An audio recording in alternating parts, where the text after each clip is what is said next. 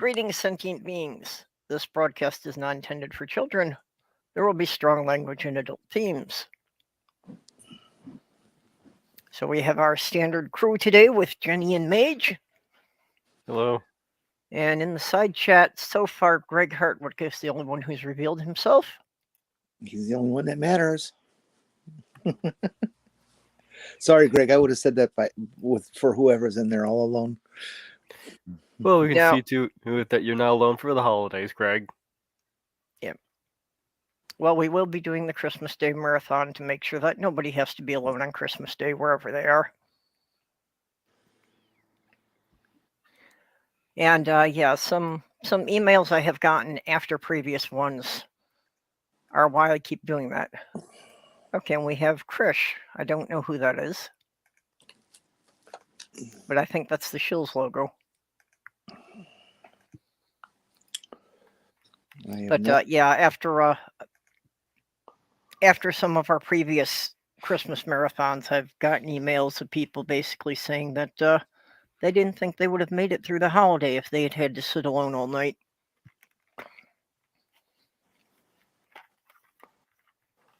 Well, if we can only get some Republicans to feel that way.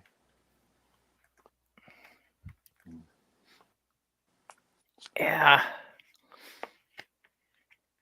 Well, yeah, as we were talking before we got online, of course, happy that Georgia, we managed to eke out a victory.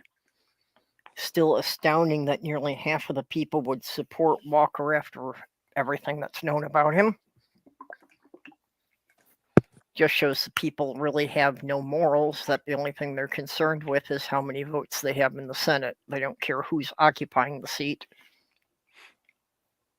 I think it's something more than morals. I think it's that one of the features, and I think what attracts people to the right wing is the group immaturity. Yeah. All of their behaviors, they're no. This is completely two-year-old behavior. Their egos are so big they cannot possibly think of anybody else, and they want everything to go their way. Now, all of these behaviors are sub 10-year-old behaviors. Yeah. At most, none of them advanced beyond the high school clique. So they just, they want to feel that they're part of the popular group, and they're not really concerned with what they have to do to fit in.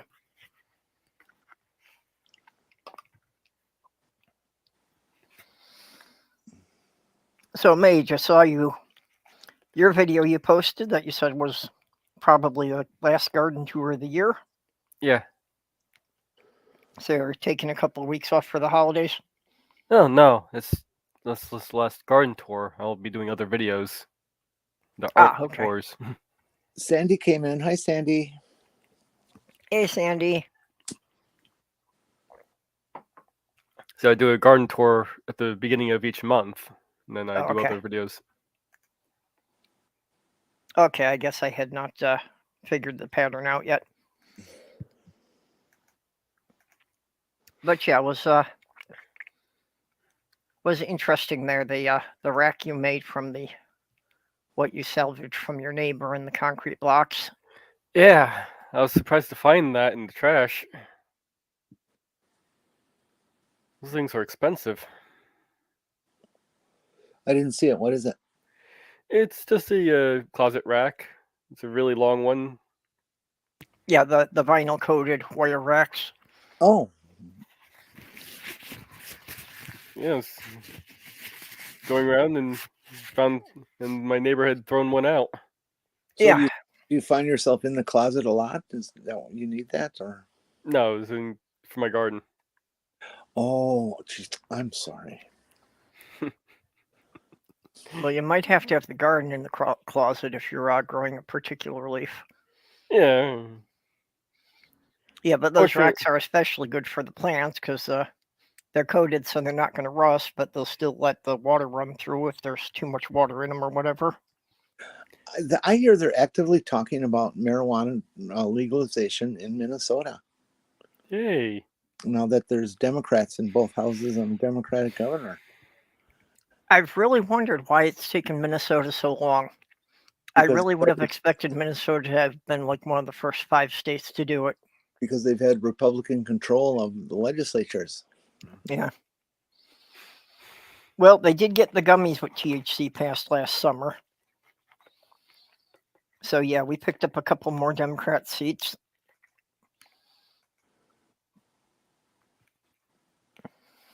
I think it's interesting that they approve the gummies one in terms of, say, children getting a hold of it. It's far more dangerous than smokables. Well, 2 of the Republicans that signed on for the gummies after the vote said that they had been tricked and they didn't know what they were voting for. Mm-hmm.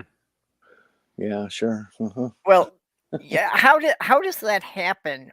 If you're passing laws, how do you wind up voting on something you didn't read? It's easy. You don't take your job seriously. You only think about keeping the job, not doing well at it. Yeah, but that's what I mean. I don't see that as a defense at all. That's just admitting to your own laziness. What? A lazy Republican? Oh, how can that be?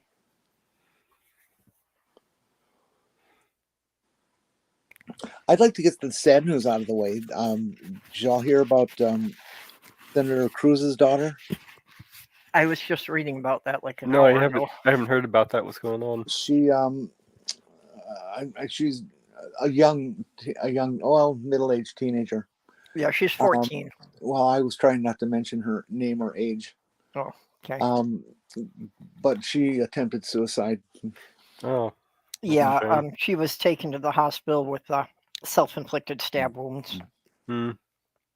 And it's, I wouldn't post it on Twitter or anything like that, but knowing her dad, at least the public front that he offers, I can see what one of the major things that contributed to her issues, whatever. Well, yeah, she had said publicly that she was bisexual, and her dad is a rampant homophobe.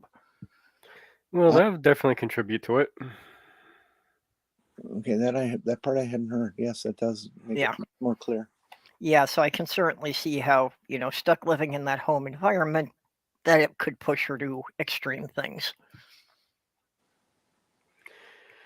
Also, found out Christy Allen died a couple days ago.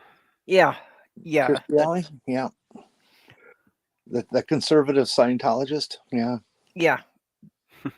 That's she had been fighting cancer for a while. I do wonder, I don't really know much about the Scientology views, but I wonder if the Scientology, deterred her from getting treatment for the cancer. From what I was reading, that she only was recently diagnosed, so it was basically undiagnosed cancer that got her. Oh. Okay, I thought she had been diagnosed a couple of years back. I don't know where I got that from then. No, it was fairly recent, and I heard that it was quite advanced. Mm. So that's the way it goes. That's why they're harping at us all the time about getting that god darn colonoscopy. Yeah, it does still make me wonder, for anybody who was involved in extreme religion, if she maybe was not getting, regular checkups or anything either. Well, I'm not sure. I thought I heard that Scientology had a certain amount of science/medicine denial and that sort of thing. I haven't read. Yeah, well, that's details. why I'm saying that. Yeah, I don't know a lot about it, but yeah, I did think that they tended to, dissuade people from doctors because they did not believe in the medical science. Yeah, maybe Ox could jump in here. Ox used to be Scientologist. No, just kidding. I hope Ox isn't out there. Well, keep saying his name. Ox's channel, though, he has been putting out some interesting stuff lately. Keep saying his name. Maybe he'll appear. Whose wait, name? no, we got a stool instead. Whose name? Ox. Ox? Really? No, we got a stool instead. Yep. Hey, Stool. Stool was a Still says they're Scientologist also. 100% science denial. Yeah, see, and Stool was a Scientologist, so he would know. Well, Stool founded it, didn't he? Well, one of the early adopters. He's old enough.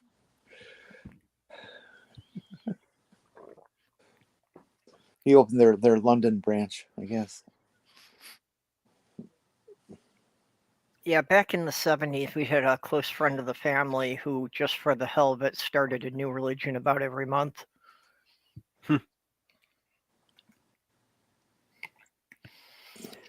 The one he is most remembered for is the Church of the Cosmic Chicken.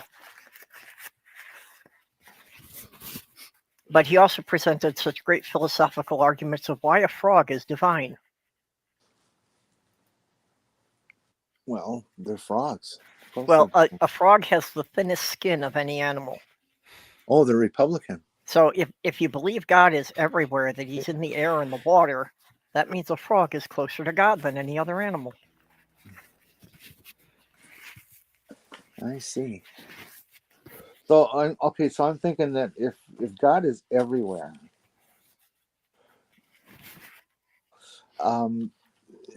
maybe not in any one person's life or even one nation's life, but in terms of the universe, wouldn't he really have a weight problem? And if you're that big, Yeah, forget the sitting around the house joke if he's sitting around the whole universe.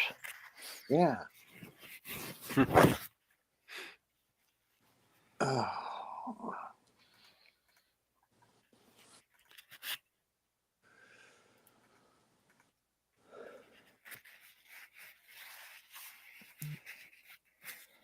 Yeah.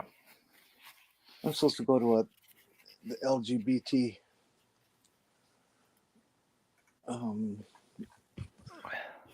meeting tonight. I don't know if I want to. Don't have the spoons for it today? Yeah, it's a long drive and it's cold. Yeah. Yeah, it's definitely been cold here. Still been pretty warm here. And my car heater doesn't work. Oh. Yeah, if you don't have a decent heater in your car, then driving anywhere would be quite an issue. Once the sun goes down, we're usually back to the single digits. If it's a sunny day out, I can go out and I can go do 30, 40 miles, no problem. But yeah, at night, I'm actually surprised that ours has a good heater because, that's something usually vans have a problem just because the volume of air they have to warm up. Usually the heaters aren't worth much, but this one's been good. What's wrong with the heater? The heater needs a new blower motor. And they're just a little pricey. Yeah, I had a problem with that with one of my car, actually my last car. Have you checked if you could maybe get a blower motor from a salvage yard? I've been keeping my eyes open. I haven't seen one yet. Yeah, of course, you got a BMW, and it's not the most common brand. Well, and this was a very uncommon BMW during its time. Yeah, a little harder to find the parts for. Sandy, technically I could, but I don't have a warm place to do it, and it takes too long to try to do it outside in the winter. Yeah, I can't work outside in the cold. My hands get too stiff, and I just can't hold the tools. Yeah, it's a good 4 hour, 5 hour job. The whole firewall basically has to come apart from the engine side. The firewall has to come apart? Yeah. Oh, okay. Yeah. I've done the blowers in a couple of cars, and it's usually just taking apart, the underside of the dashboard. Yeah. But yeah, that's going to vary depending on the make of the car. I don't know anything about BMWs. I don't know what it is about BMW, but they seem to want you to have to go that direction for the heater blower. Everyone I've ever dealt with in every model is that way in instead of the other way. Yeah. But then if you have something else, you have to deal with the heater system, you have to go after the whole heater box from the Yep. inside. And so we always try to encourage people to change their blower motor at the same time if you have to go inside. There's one model, a 733, I forget which years, some of the early years of that car, that I would get 48 hours labor Mhm. to change a heater core. Yep. 40. Hey, Kitty? Angie. How you doing, Kitty? Tired. Yeah, join the club. Well, I kept Kitty up late last night. And of course, she's, has to keep up with her kid who has limitless energy and taking care of her partner recovering. So, Yeah, and it's honestly like the worst month of the year. Like it's my most like depressive month of the year. And Mm. this project I'm working Yeah. on, I was stupid and I put it off longer than I should have because I knew it was going to be emotionally draining to do it. But then I put it off so much because it needs to be done by Christmas that now it's like, well, I fucked myself. Inside of Oh, whoa. Let me see. That is really cool. And it spins. okay, we got Lego thing. Oh, that is neat. Neat. It's got a little crank on the back. Yeah. Yeah, it's got the They said it mechanism is going really, in there. really neat. That is really impressive. That's a time machine, isn't it? I don't know. I have no idea what it's supposed to be, but he's super proud of it, and I'm super proud of him. So, Yeah. Well, just, I- just the mechanics of it is interesting. Yep. and it's very smooth. Like when you turn it, it's not rough. Like it glides easily, which is nice. I would take it as a time machine for the Ninjago universe. Yeah, that works. But no, I haven't been sleeping very well lately either. So, yeah, it's a bunch of stuff all rolled into one. So I haven't been around as much, but Kelly had asked me to be there last night, and I told her, I would be. And then, Purple reminded me that she had the stream today, and I was like, I'll try to be there. I'll see how I'm feeling. And I was sitting here just listening to YouTube videos while I sew, and I'm like, well, I could just be chatting with my friends, Hope to Okay, see well, you. I certainly hope you weren't feeling obligated to be here if you don't have the energy for it. No, it's nice, because like I get the chance to chat with friends. I'm the kind of person that I work better with like background noise, be that videos or conversations. So, it works Yeah. out well. I might not be the chattiest, but I at least showed up. And you're That's seeing me me in too, glasses because I had to throw out my contacts because like they were starting to really scratch my eyes. So I need to put in a new pair, but I was like, I'll give my eyes a break for a day, Yeah. Well, this is probably going to be a bit of a low energy stream anyway. We're all kind of worn out.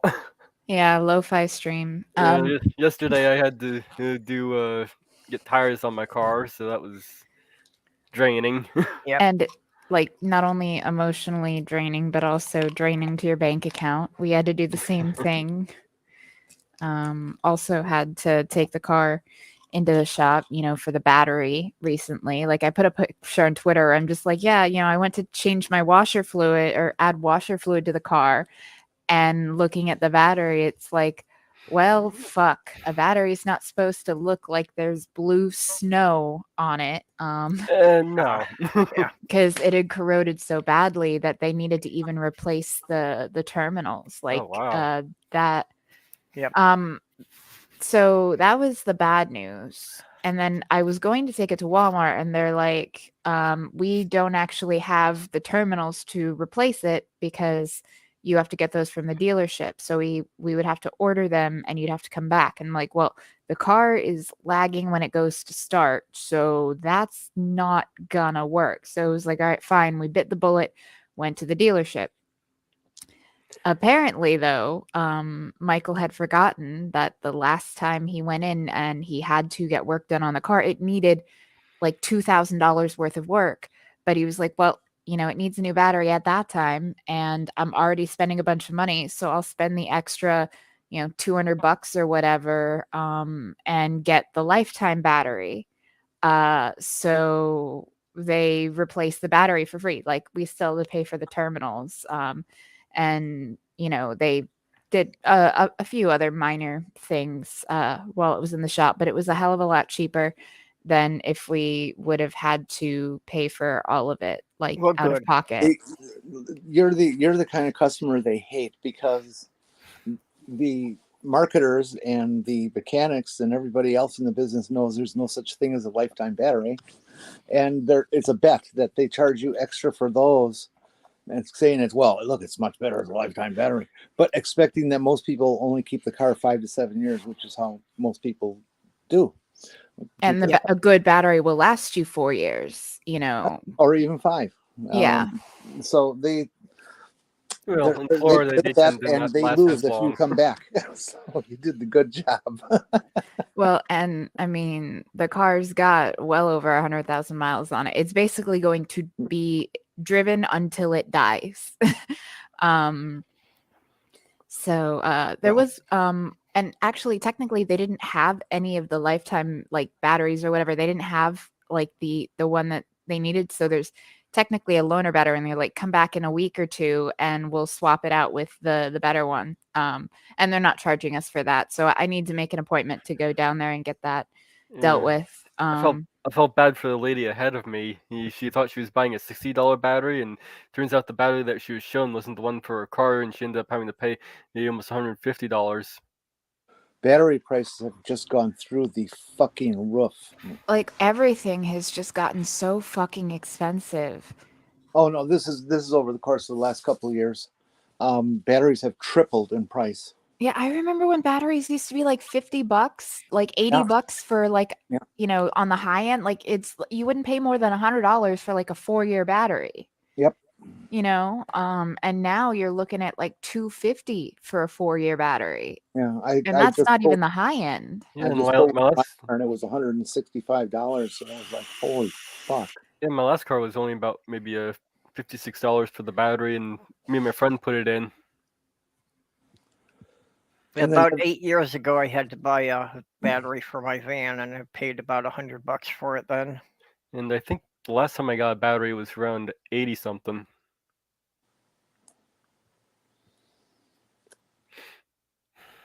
And So then yeah, ended up going to Walmart as well. Not exactly my first choice, but it was the cheapest, and save as much money as I can. Yeah, I mean, it's one of those things when you're on a budget. Like, I go to Walmart for my oil changes. Like, I don't like it, but they are, one of the more inexpensive places to go. I spend more on an oil change at the dealership, than I do at Walmart,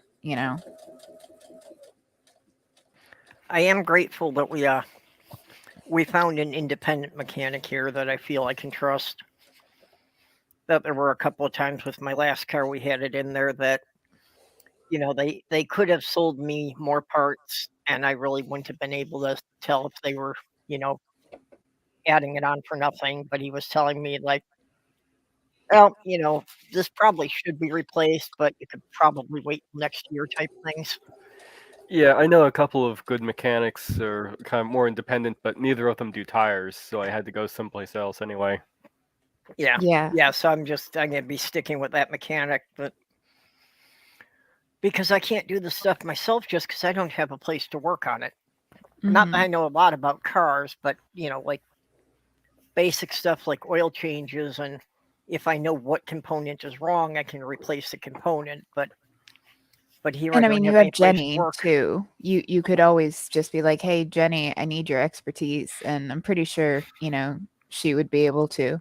Oh yeah, I can give advice. I really can't do the work anymore. I'm too disabled. yeah. But Well, that's yeah, the thing but that's the thing. Like, just saying, "Okay, here's what you got to do," and walk someone through it. Like, you can manage it. You don't have to actually be the one lifting the tools. Yeah, I don't have any place I can jack it up and take parts off of it. It's illegal to do it on the street, and it's a violation of my lease to do it in the parking lot. That's stupid. I can understand it. It's liability issues. you know, if somebody's working on the car in the parking lot and it falls on them, technically the building can be held liable for the medical expenses. I'm actually glad they don't allow it on the streets, because there's so many people who get into a project on their car and realize it's Yeah. way over their head, and then they just let it sit. And so now you got this disabled car on the street that's in everybody's way. Yep. Yeah, I understand that part too. Yeah, no, I get not doing it in the street. It's also like a safety hazard, but not being able to do it like, you know, like where else is a person supposed to do it if you live in an apartment building, you know? Well, Like, that's it. Basically, unless you've got a friend that's got a garage, you have to take it into some mechanic somewhere. yeah, and that's the part that I'm saying is just kind of dumb. Yeah. And mechanics would rather have customers that own houses, because then you can, you know, take their house from them when their bill is too high. It's, Speaking of like high prices, like we went and got our Christmas tree recently, and holy shit, have the price of Christmas trees gone up so high. It was ridiculous. Like to get, you know, a set, basically to get like an 8 to 9 foot tree, which is what we usually get because we have like the high ceilings, so we have the ability to. They wanted like $150, and it's insane. But we did not pay that.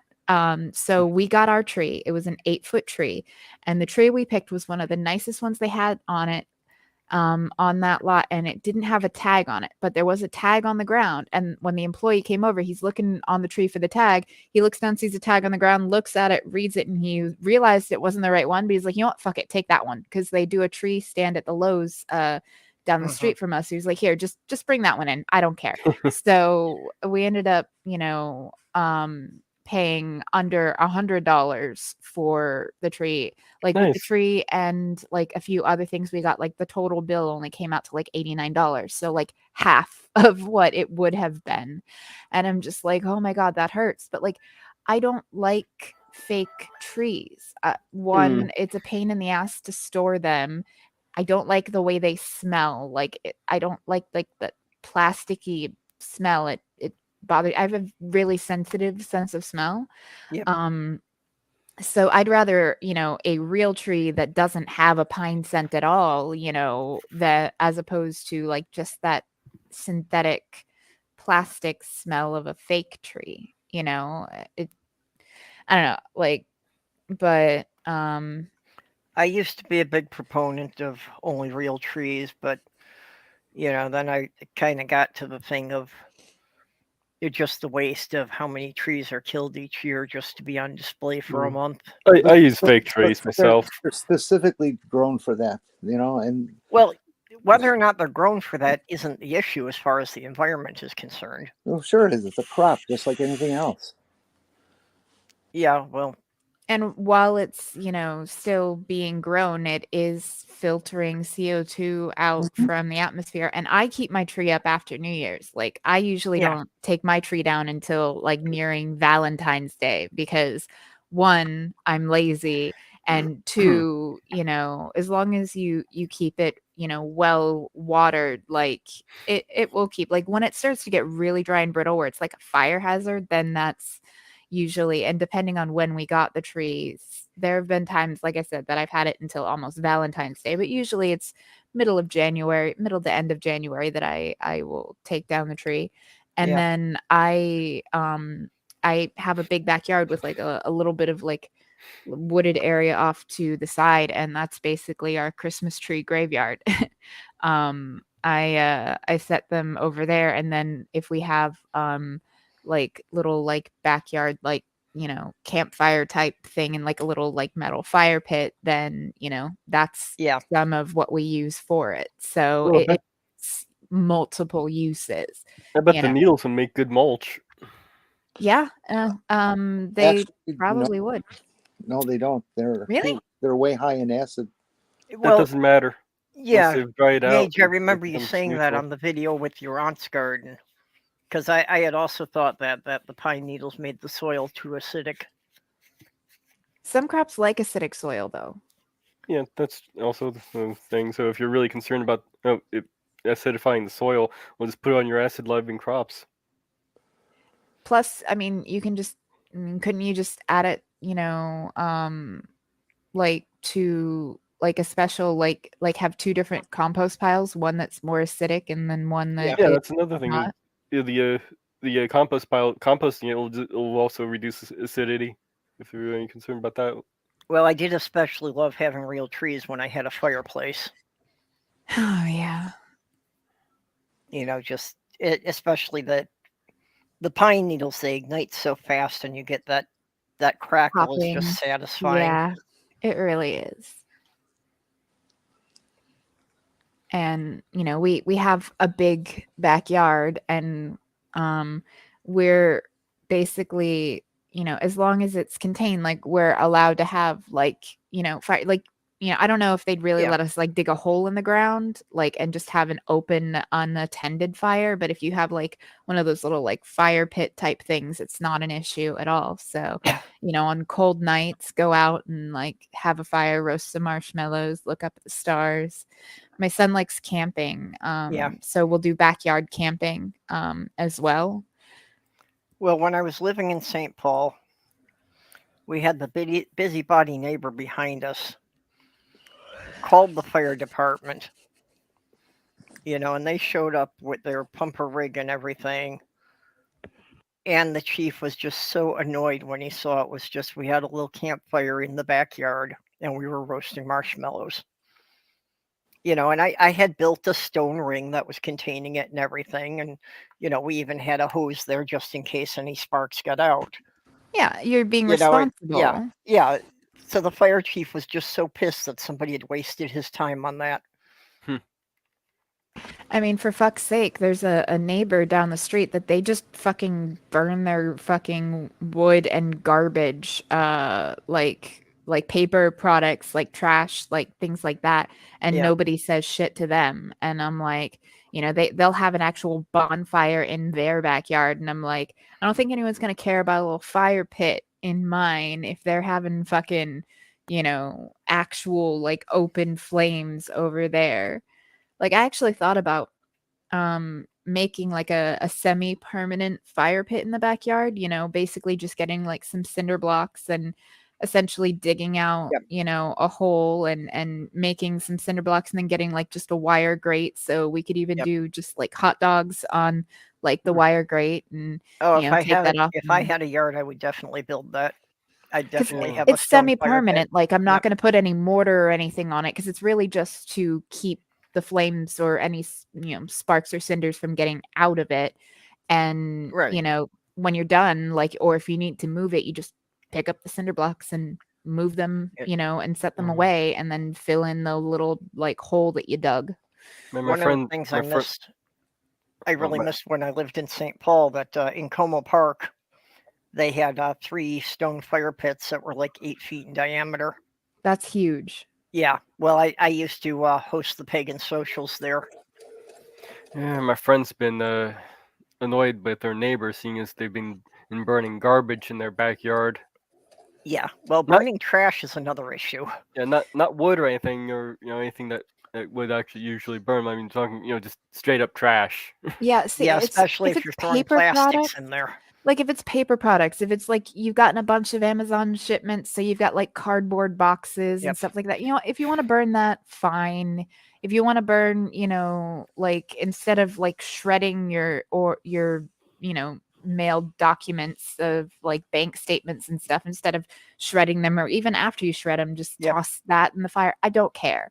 But when you start burning things that like leave like noxious fumes in the air, like again, I have very sensitive sense of smell and Yeah. taste, and so it really sucks. And it's like, they're a little ways down that way, but you can still smell it from here. Oh yeah, definitely. If they're throwing plastics in there, that's. I swear they were burning tires at one point. Yeah, that was one thing that apparently my friend's neighbor was doing.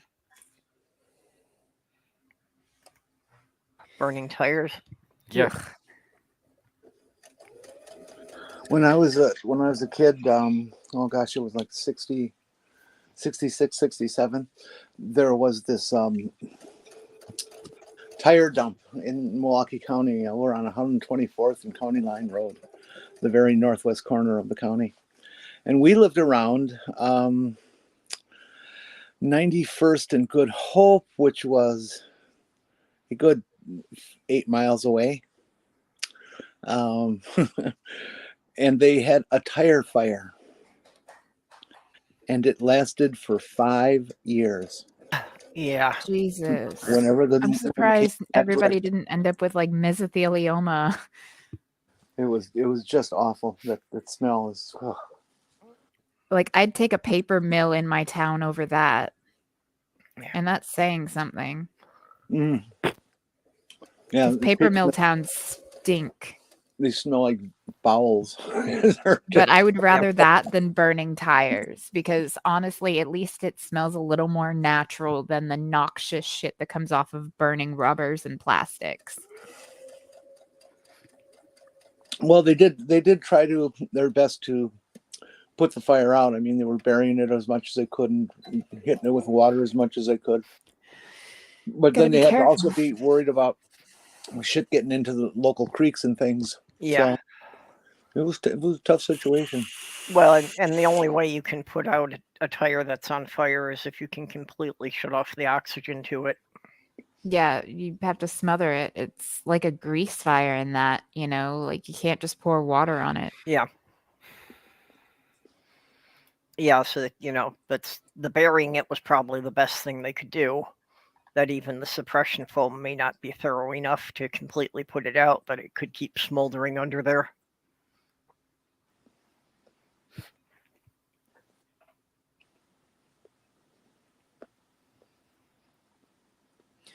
But this is getting to be that, you know, unmanageable size. Ah, But it will be a nice blanket for her. So basically the project I'm working on that I was alluding to earlier, the one that's emotionally draining, it required me, my mom did this cross stitch bit here in the middle, and it required me to cut up some of my late uncle's shirts into little squares to basically patchwork around the center panel that my mom spent over a year, like, you know, cross stitching. And so, Let's see what my concrete mixer looks like. oh, let's Nailed it. nailed it. Wow, that is a really cool little concrete mixer. That's awesome. He loves showing off his Lego creations. yeah. I Oh, was I love telling to see him. Purple he actually wants to start his own little YouTube channel. So my plan is basically once he can keep his Lego area tidy, I will record him doing his builds, but then I'm going to put them as unlisted videos on his own channel. That way, you know, friends and family, I can send them the links, but that's not going to be like out there in the ether, like completely regulated, supervised kind of thing, where it's like if you don't have the link you won't be able to find it. So like that's my plan, because he like will start building something and he'll act like he's giving an intro to a video. It's like, welcome back, today we're going to build this, and then he'll even be like, and make sure to like and subscribe, and I'm like, oh my god, he's turning into like a little YouTuber. Because he watches so many like YouTuber channels where they do Lego builds, or they'll do like little skits with their Lego people. So they'll have like little Lego friends and they'll be like, okay, let's build this building over here, and then we're gonna take them and go get them a haircut. They're going to get a makeover in the salon. So then they'll swap the hair and swap like the heads or bodies and stuff to make them look different. And so he is all about wanting to do that kind of thing. And I'm like, you know what? Be creative and, have fun. It's actually something I wanted to get into doing, but one of the pile of projects under my desk that I haven't got to starting yet is doing some animation with the Lego minifigs. Are you having a good day? Yes. back when I was in junior high and high school, I had done a lot of stop motion animation using the like the Star Wars minifigure or the Star Wars figures and Did the you Super check 8 the movie Lego camera. pants? Oh, it's in the pocket of your leggings. Okay. I felt a weird pokey bit, and I'm like, your butt's not supposed to be pokey. Where's that Lego piece? I don't know. But I didn't realize these leggings have back pockets. So Wow, there you can put a wallet back there. I mean, I have some like legging, like they're basically leggings, but they look more like slacks. Or I mean, I have some that look like jeans, and I have some that actually just look like, black dress slacks, and they're stretchy like leggings, but a bit thicker, and they have no front pockets, which is annoying, but they do have a back pocket. So what's up? What'd you drop? I got some stretchy jeans like that. I just dropped the Lego Okay, well, where to go? on the ground. Okay, then go pick it up. We're not supposed to leave Lego on the ground, because when mommy steps on them, it's not a fun time. I'm gonna go in the water and on the land. But yeah, so I'll basically, show off how far I've gotten so far. Like now I'm just adding more rows. I think I might do one more row on the sides. I'm going to count and see if I have enough squares left to be able to do that. And if so, I think that'll be the end, because I think it's long enough now, because like the edge of it, is at my chin, and I can tuck my feet up underneath the bottom. So I think it's long enough.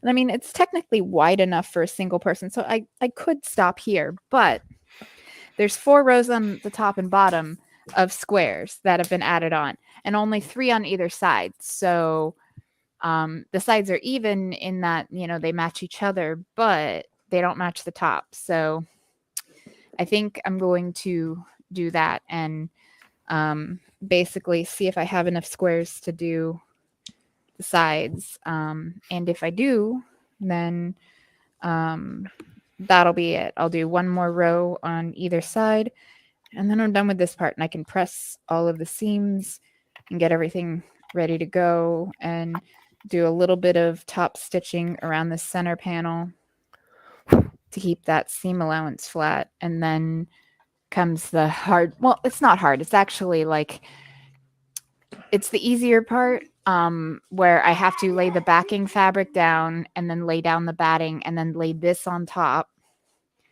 and then basically use a bunch of pins or safety pins to pin it together in a lot of places to keep it from shifting, and then essentially run it through the sewing machine to sandwich the layers together with stitching. So basically I'll just be going in between the squares all the way along, and then do the binding. So like I'm getting close to being done. I should be done with it in the next couple of days, because I'm not killing myself to get it done.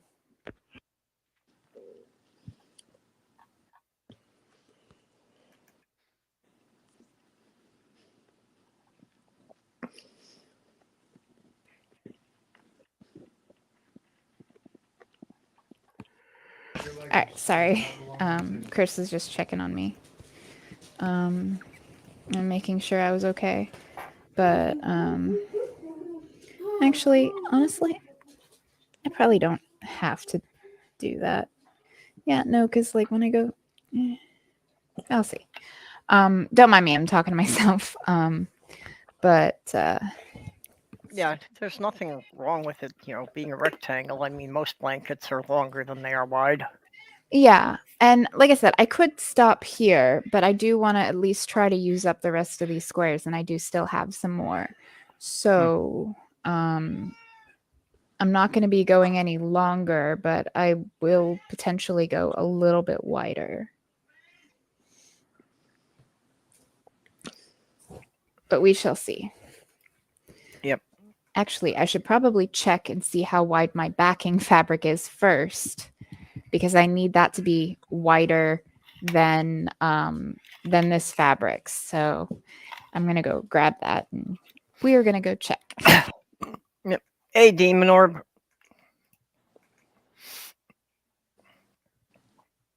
Number of people showing up. Hi, Amiga. Hi, Junie. Yep. Hi, Demon. Who else did I see? Who else did I see? Well, Oh, and if any of Jen. you want to join in, just Jen. Hi, let me Jen. know. Sorry. And delicious Danish. Yep. Yeah, if anybody wants to join in, I can send you a link. Oh. Yeah, it is kind of a low energy day for all of us.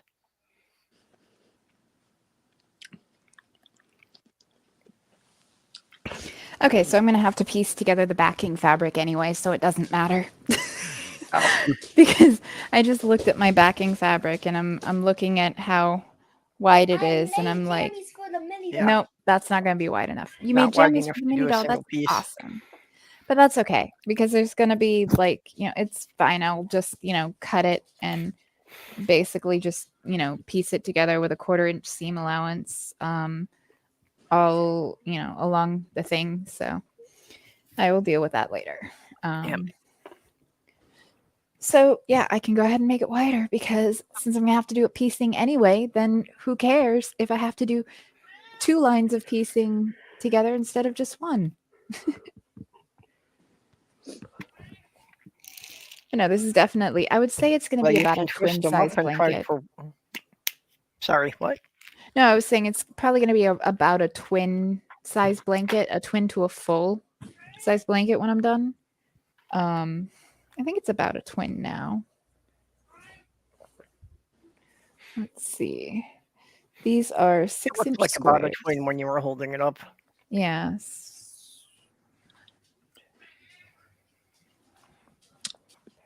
And this is a size with my mini mom. Okay.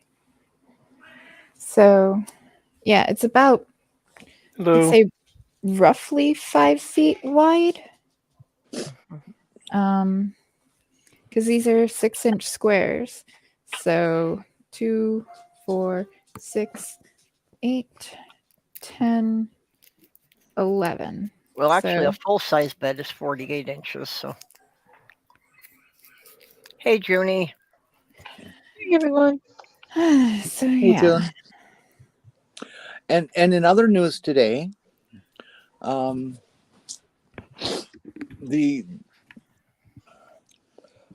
situation that I've been predicting for a long time, that a lot of other folks in the community have picked up on in the last few months, with the banning of treatment of children and stuff like that in some states for transgender issues. Kansas has proposed a law that will ban all treatment for all transgender people, regardless of age. How about that, folks? I mean, it wasn't hard to Total see. domination of a person's life and health. Yeah, it wasn't hard to see that was where they were heading. And Yeah. it makes it easy when they, will demonize a group. So, it's easier to dehumanize someone and take their healthcare away if you think of them as wrong or subhuman. And honestly, a lot of people think that way about groomers and pedophiles. And by connecting the entirety of the trans and LGBT community to that label, I mean, that's kind of where you end up. Yeah. Well, the sick part of it is just, how much projection the far right keeps doing. Mm-hmm. They're just trying to find another boogeyman at this point. Yeah. Honestly, it sickens me also, like how much they, like, I don't know.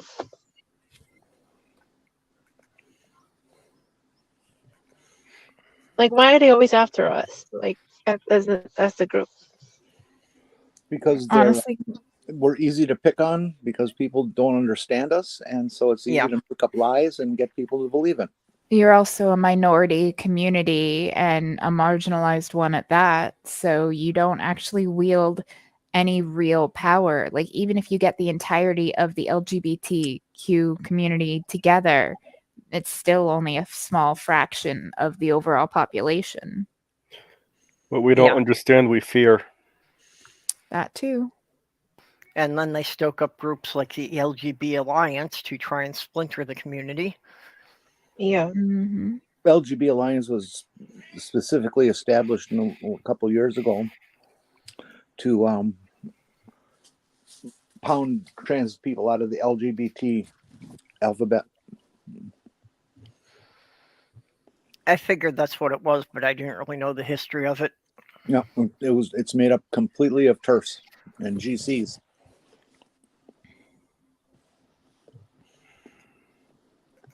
Well, considering, the fact that they are so adamant about, oh, trans people aren't part of our group, it's like, like, honestly, regardless of the fact that a lot of, the trans people that I personally know, do fall somewhere on the queer spectrum. And I'm not saying that all trans people do. They don't. It's just, I know quite a few that do.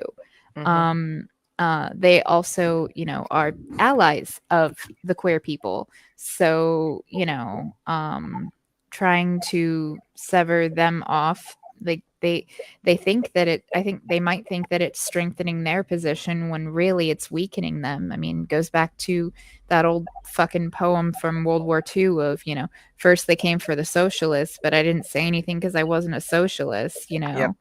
And it goes down the line until then they came for me and there was nobody left to speak for me. And it's like, well, yeah, because you didn't fucking stand up in solidarity with other people that were being persecuted. You kind of deserve what you get, like, at that point. Like the LGB Alliance, like, granted, lots of people are not in that alliance, but when shit hits the fan and we get like Gilead and they are taken to the gas chambers, like, I'm not going to shed any tears for those that were actively fighting to take away trans rights and to weaken our overall, like, collective, like, bargaining. I mean, because honestly, I mean, while we don't really have a lot of power as a community, again, a marginalized minority, it doesn't change the fact that the more voices you have, the better and stronger your position.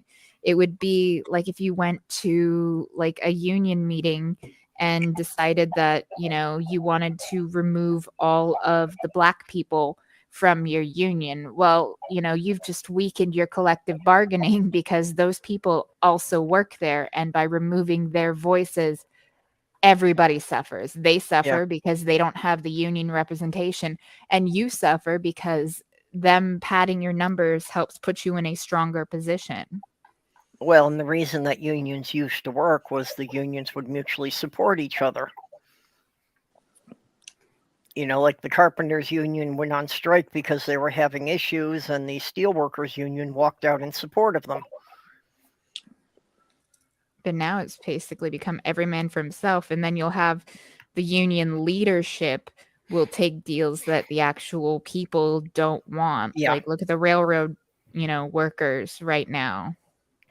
That's what the real problem is, that the union managers are people who have really no investment in the outcome, so they're easily bought off.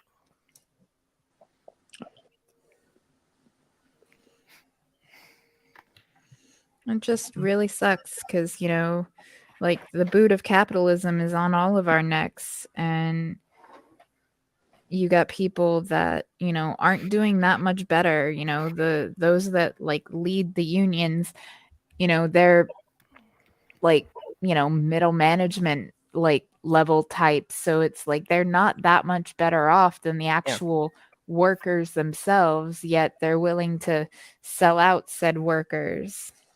Well, and that's really the core of all my politics, is because, my father knew that he could have never raised a large family without all the guarantees he got from the union. Mm-hmm. But that's based on what unions were in the 50s and 60s. Yeah, I mean, unions have been kind of gutted with right to work laws and, demonization over the years. Yeah, well, that's up into the early 80s. A lot of the unions were still good and they were still helping people out, but since then, like I say, they really aren't anything but another level of management, and they don't necessarily protect the people they're supposed to represent. Well, Not that's because anymore. union membership went the same way as the American public in general. In the 60s and 70s and 80s, people became more and more apathetic about their government and learned less about it, learned less about what they're doing, learned less about what your role in the government is. And they did that with unions too. And so the union bosses they have been in there for 20, 30 years instead of being rotated in and out like it was always intended. And when people get stuck in their little bubble, they change and they warp and they don't listen to anybody. And it's union members' fault that unions have become what they have.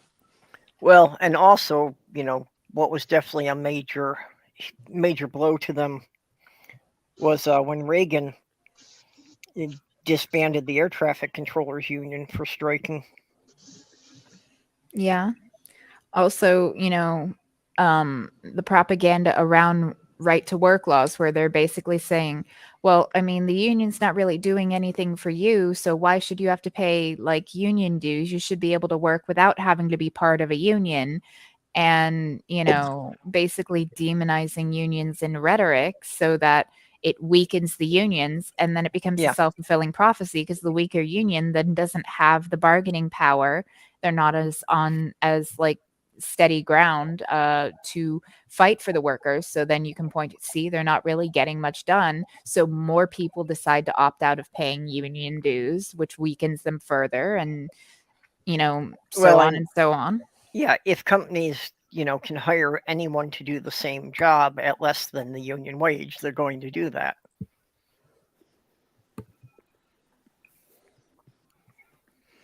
It sucks, This was interesting what Stu was saying here. I wasn't aware of this, that in the UK it's illegal for unions to strike in sympathy with other unions. That's really anti-labor, and I don't like that. Mm-hmm. And I mean, labor is in like the workforce, not labor is in the party. Oh, and he says that the NHS, the National Health Service there, is going to be going on strike, and the government's trying to make that illegal. Of course they are. Because if you can't win them over with good ideas, then try to, make it illegal instead. Well, it was just like maybe 6 months ago that we had a nurses' strike here. That the nurses from like 16 hospitals walked out.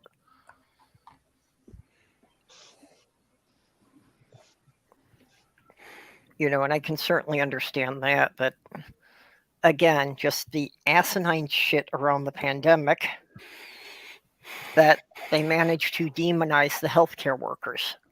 It's more than just that. It's like the nurses at, these hospitals, like we're asking for, better pay considering what they're having to deal with. And they're like, nah, we're not going to do that, or hire on more full-time nurses. Like, no, we don't want to do that either. But we will pay traveling nurses like way more than we're paying the nurses that work at our hospital all the time. And it's like, well, why can't, instead of spending twice what you pay me, on one traveling nurse, why not take that and spread it around amongst the nurses that work here, giving us a bonus, a raise, and like that makes no sense, Yeah, well, and especially during the pandemic when these people were literally risking their lives just showing up for work every day. Mm-hmm. A lot of nurses were quitting just to become traveling nurses just because of the pay. Oh, And Yeah, I've that heard. would even traveling further nurses strain are- on the different hospitals because, then they're even more understaffed. And it's a perverse incentive structure. Like, good on the nurses that said, you know what, fuck this, I'm going to become a traveling nurse. But bad on the hospitals for paying so much more for those nurses, and shafting their employees. It's like, I wouldn't mind if they spent that on the traveling nurses if they were also like compensating, equally, or maybe I can understand maybe a little bit less, because like the whole thing about the travel nurses, you make more because you are meant to move around a lot more and go where you're needed. So like I understand that comes at a premium, but when you have people that are like struggling to get by and not getting paid enough and are being overworked and harassed and put in actual grave danger, and you basically just say, no, fuck you, we don't appreciate you, we don't care about you, we're not going to give you a raise or hazard pay or anything of the sort, we're going to make you come into work if you're asymptomatic with COVID, and we're going to work you to the bone, but we'll pay 6 figures to the traveling nurse that's coming in. No, fuck that.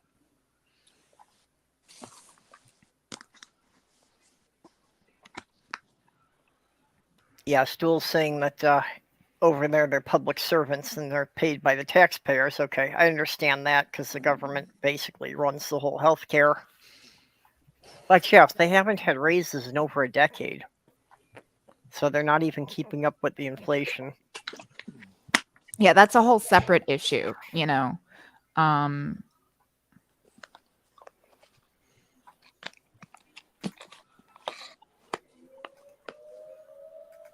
Well, and over in the UK, energy costs went insane. So, I was hearing about people are paying like 4 times as much for heating costs as they did last year.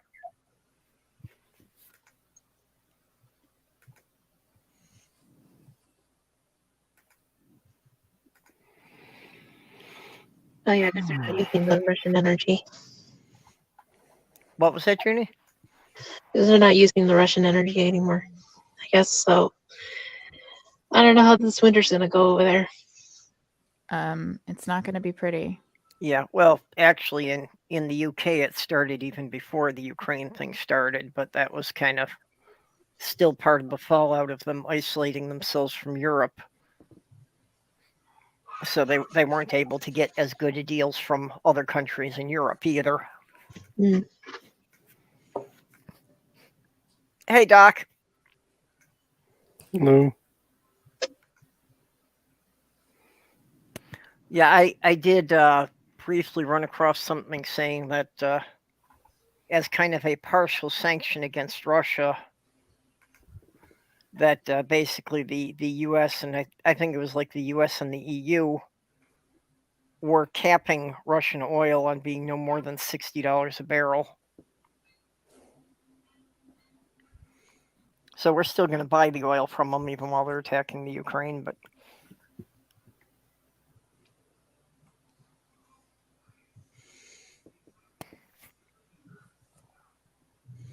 Because of course, capitalism, war profiteering, Yeah. no amount of human suffering is going to slow it down. yeah, In because some of course, cases, it increases it. yeah, Yeah. even when there's shortages, the companies that are supplying it are still making record profits and paying their executives record bonuses. Mm-hmm. And a lot of people don't even realize that that was really the reason we went into Iraq in the first place. Was we had to go and get into Iraq before Russia finished the pipeline. Otherwise, Russia was going to get all the cheap oil from Iraq if they had finished building that pipeline. So we went in there to disrupt that.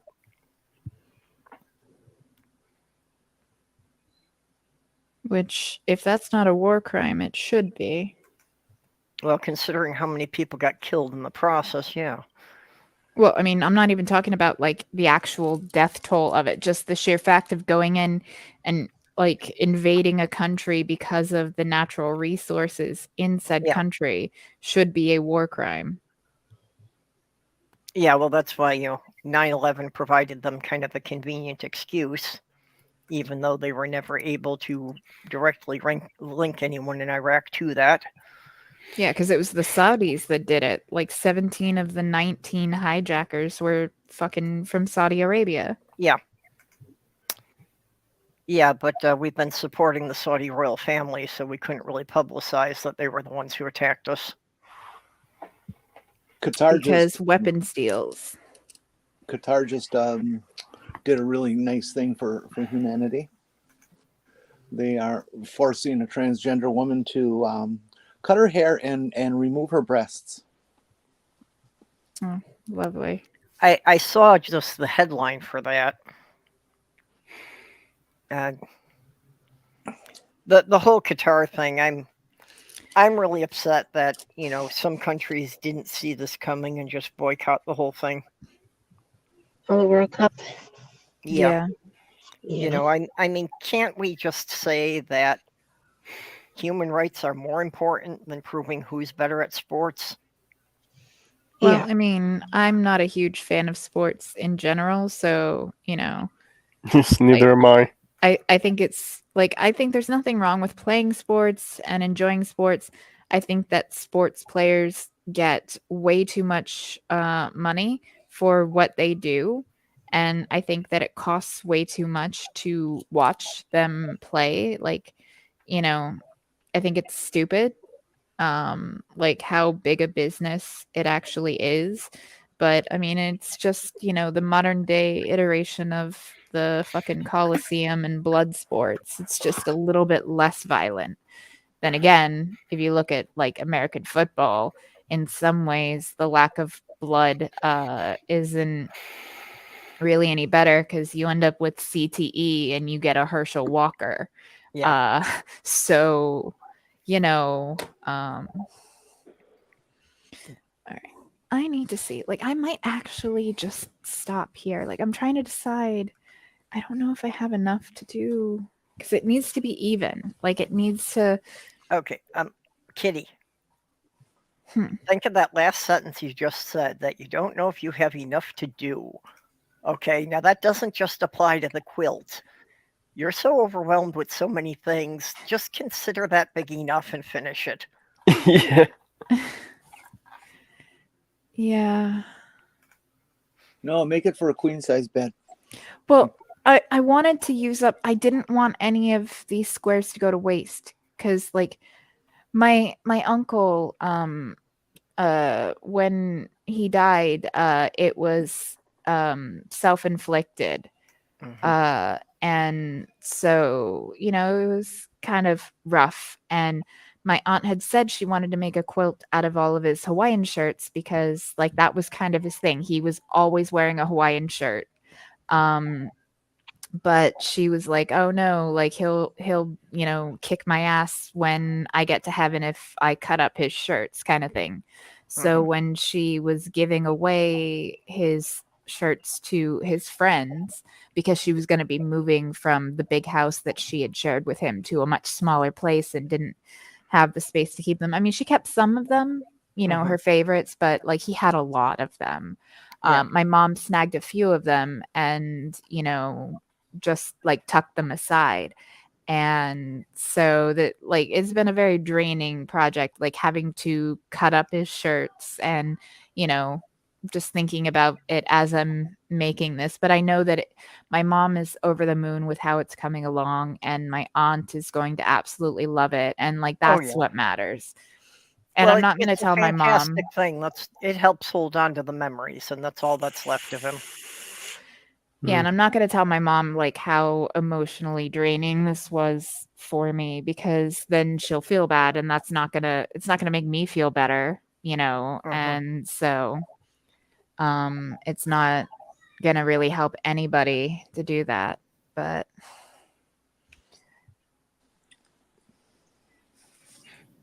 All right, let's see if I have enough pieces.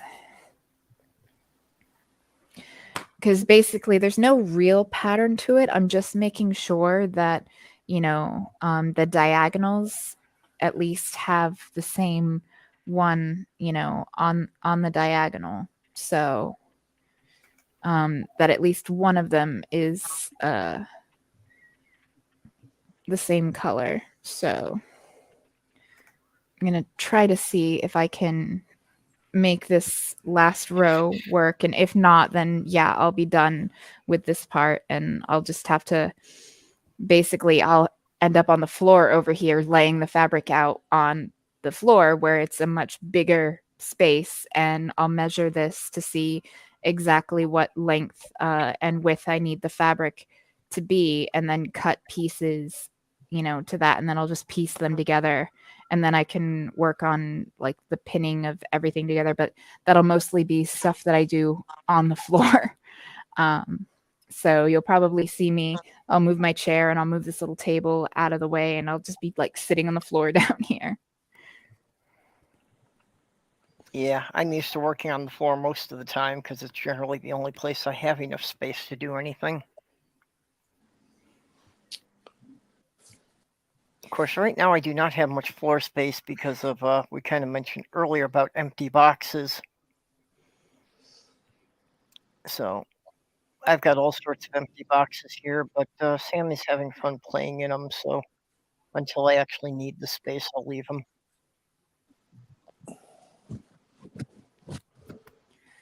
All right, let's see. Amazon, the world's #1 supplier of cat houses. Yeah. Toddler and child houses too. Mhm. Like my kiddo has made many a fort out of cardboard boxes. Yep. Actually, it's one of the, I don't remember a lot of my childhood, but one of the things I do remember was that when I was a kid, somehow I don't know, somebody must have moved or something, but we wound up with just this huge pile of empty boxes. And just all of us kids made this huge house in the basement out of the empty boxes. So, but that was when I was like 6 years old, and that was, I've said that I've literally known Sloth Girl her whole life. So that's something that we both remember, playing in that house of boxes together. That she was 4 and I was 6.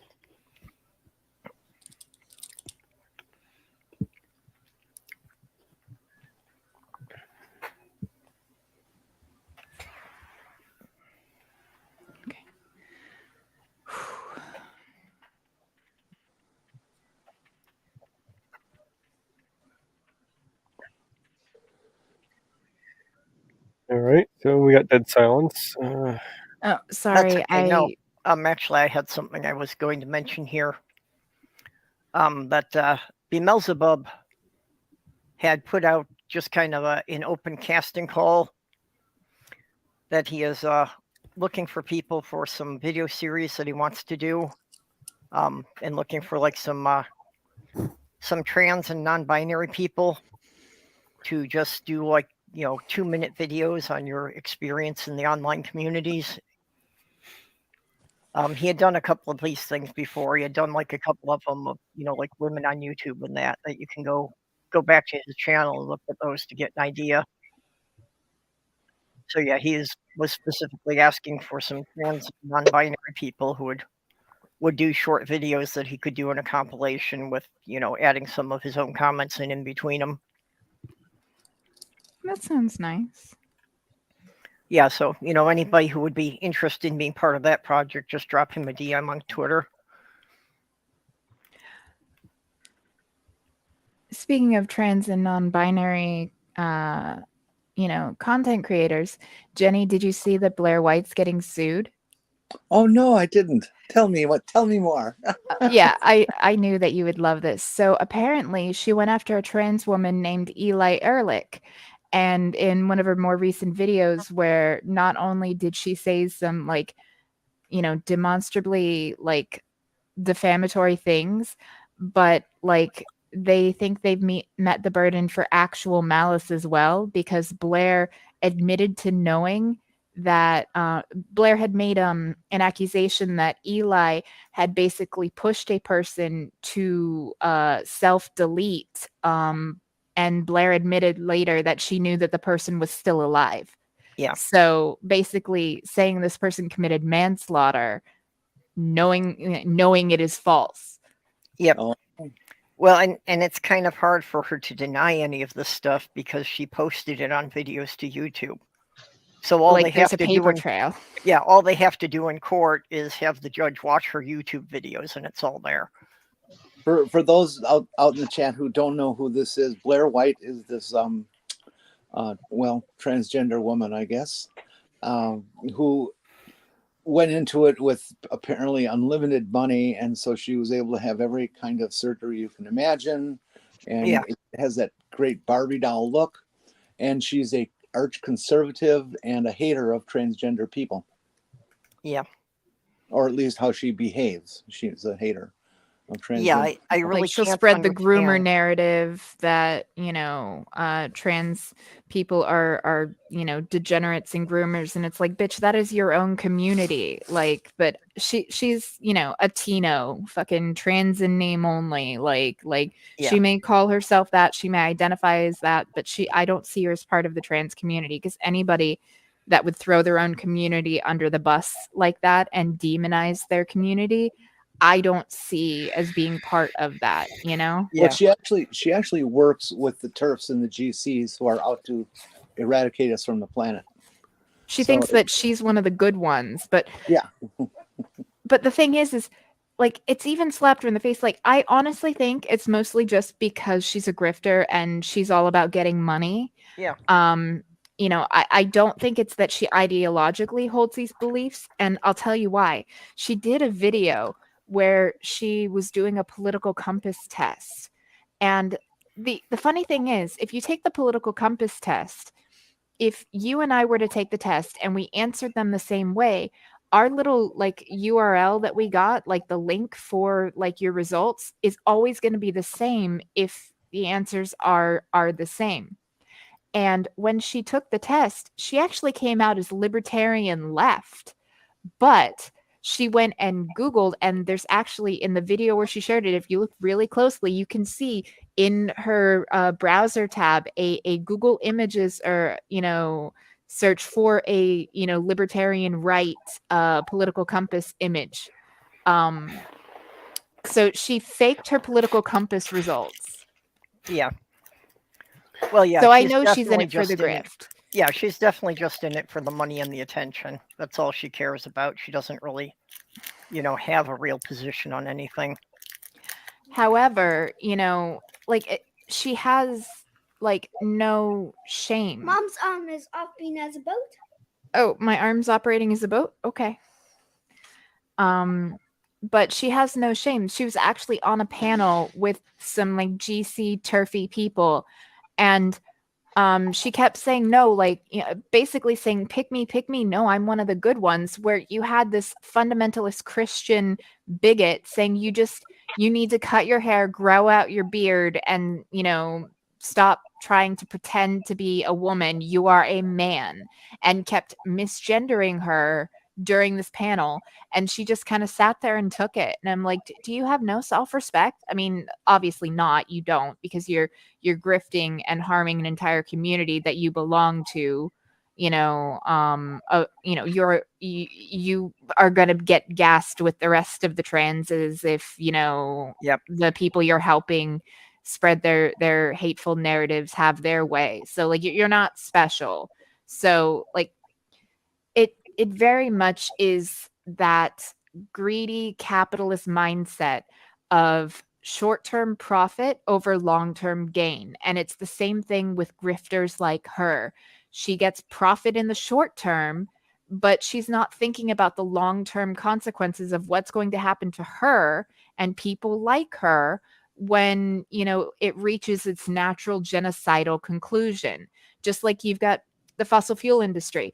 They could have started investing in green energy decades ago, and they would have been market leaders. And sure, it might have meant a dip in their profits early on, but they would have had, the market cap, like the huge share of market cap, and they could be a world leader in green energy right now, but they would rather the short-term profits, even though they knew back in the 60s that climate change was happening, and it was because of the fucking CO2 being dumped in the atmosphere by the burning of fossil fuels.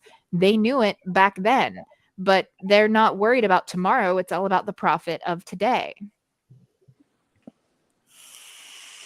Hey, Beck. So fuck Blair White, and I hope that she loses everything in this defamation suit. That would be fun to see, I must admit. It would Yeah. be glorious. But yeah, I saw, I think Suris talked about it, but Yeah, where I was watching Suris's video on her where yesterday. I heard about it from Xander Hall. He's like a leftist like bread tuber streamer that I like to watch, and he's the one that I saw it from. But he's just basically he and I are in agreement of fuck Blair White. She's a dangerous liar. And like he's actually done like videos on her before, talking about how she's a liar and a grifter and she's dangerous. He was the one that brought the political compass thing and showed like the screenshots of her video. Also, she did a video where she was going off about how trans women like are super crazy because they're getting cervical, like screened for cervical cancer, and it's like a trans woman doesn't need to get that done. And then she goes to a page, I think it was like a Canadian like health services page or whatever, where it says that basically if you've not had bottom surgery then and you're a trans woman, then you likely don't need to get a cervical cancer screening. And then she stopped reading there, and Zan was like, something feels off about that. Like, why'd she only read this first sentence? So he actually just searched for like the phrase that she used and found the exact page she was on. And the very next one says that, hey, if you've had bottom surgery and you have a neovagina and neocervix, then you actually can get cancer in those. So it is important, depending on the type of surgery you had, to get checked. And he's like, this is dangerous. Like, she has trans people that follow her, so they might take what this influencer, a trans woman, is saying as gospel, that they don't need cervical cancer screenings because, well, you weren't born with a cervix. It's like, that doesn't matter. If you have had bottom surgery, then depending on the type, it is possible. Talk to your doctor to be sure, but like to just use it as, it's like women that it's like the fucking thing, because I've seen some of her videos where she was going about, you've got trans women that are saying like they're gonna start getting periods and stuff like that, and look how crazy these trans women are. I'm like, why are you bashing people like this? Like why? Honestly, if you wanted to see crazy, you should have seen me a few years ago. The HRT has definitely mellowed me. I despise Blair White, and I'm not even trans, Blair White and Candace Owen are both the same way, and I can't comprehend how anybody could just so totally sell out their own people and not realize Owens. Yeah, not realize that, they're just going to be thrown on the fire with the rest of us. Yeah, like there's being a pick-me, and then there's what they're doing. Like that goes above and beyond being a pick-me. And like honestly, I don't call her Candace. I call her Clandis because she fucking spouts KKK talking points. Like she is a wannabe Klan member with the shit that she says. I mean, she hasn't accepted that she's African American. What? I don't know. Mind boggles me a lot. Like,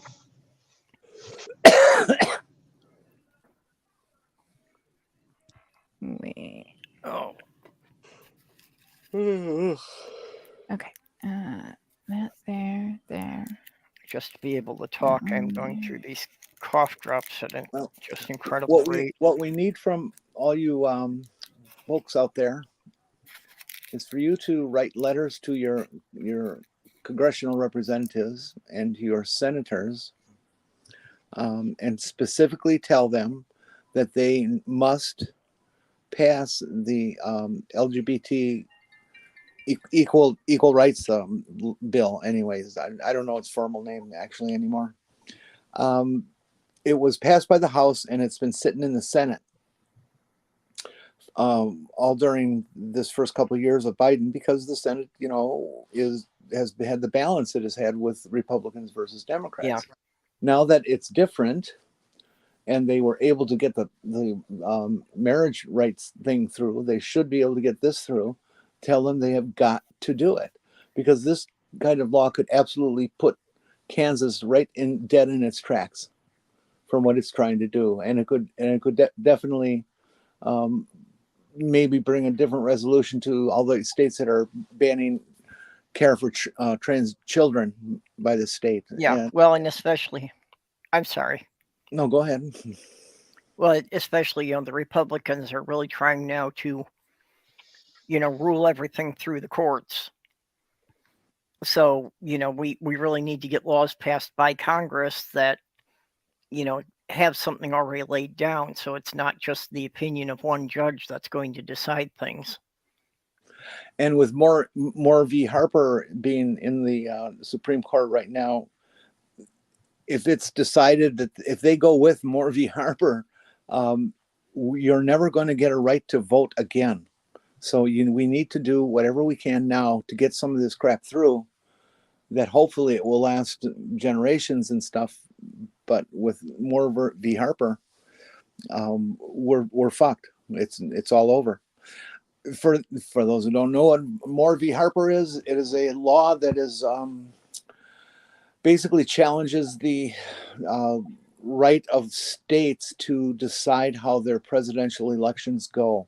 In other words, if the voters choose candidate A, but the state is red and run by candidate B, that they can throw out all the A votes and say, no, they didn't win, the Republicans won.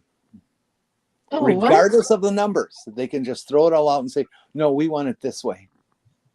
Yeah, the independent state legislature. Sorry, I got a phone call. But it's fucking horrifying and so undemocratic. It's basically saying, oh yeah, we can gerrymander these maps however we want, and if that doesn't work, then we'll just pick who we want and send our own slate of electors. Yeah, that was one of the big dangers with this last midterms, was that all these candidates that Trump was pushing are all people who stand behind that law, who want that law to pass so that their states can then, rig the elections. So this is critically important that you write a letter about more V Harper and take the time to learn a little bit more about it. You will be horrified at what it can do. Well, and that's the Republicans had been trying to do that in the 2020 election to give Trump a second term. But there were some people who stopped and said, no, this isn't legal. But for a couple of states that they were trying to replace the electors with people who were like handpicked by the government, by the governor of the state.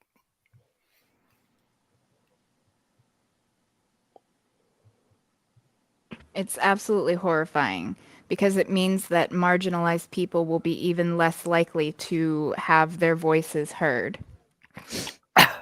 Yeah, well, and that's what the Republican program is all about now. Mm-hmm. Is that they want to be able to decide who is allowed to vote.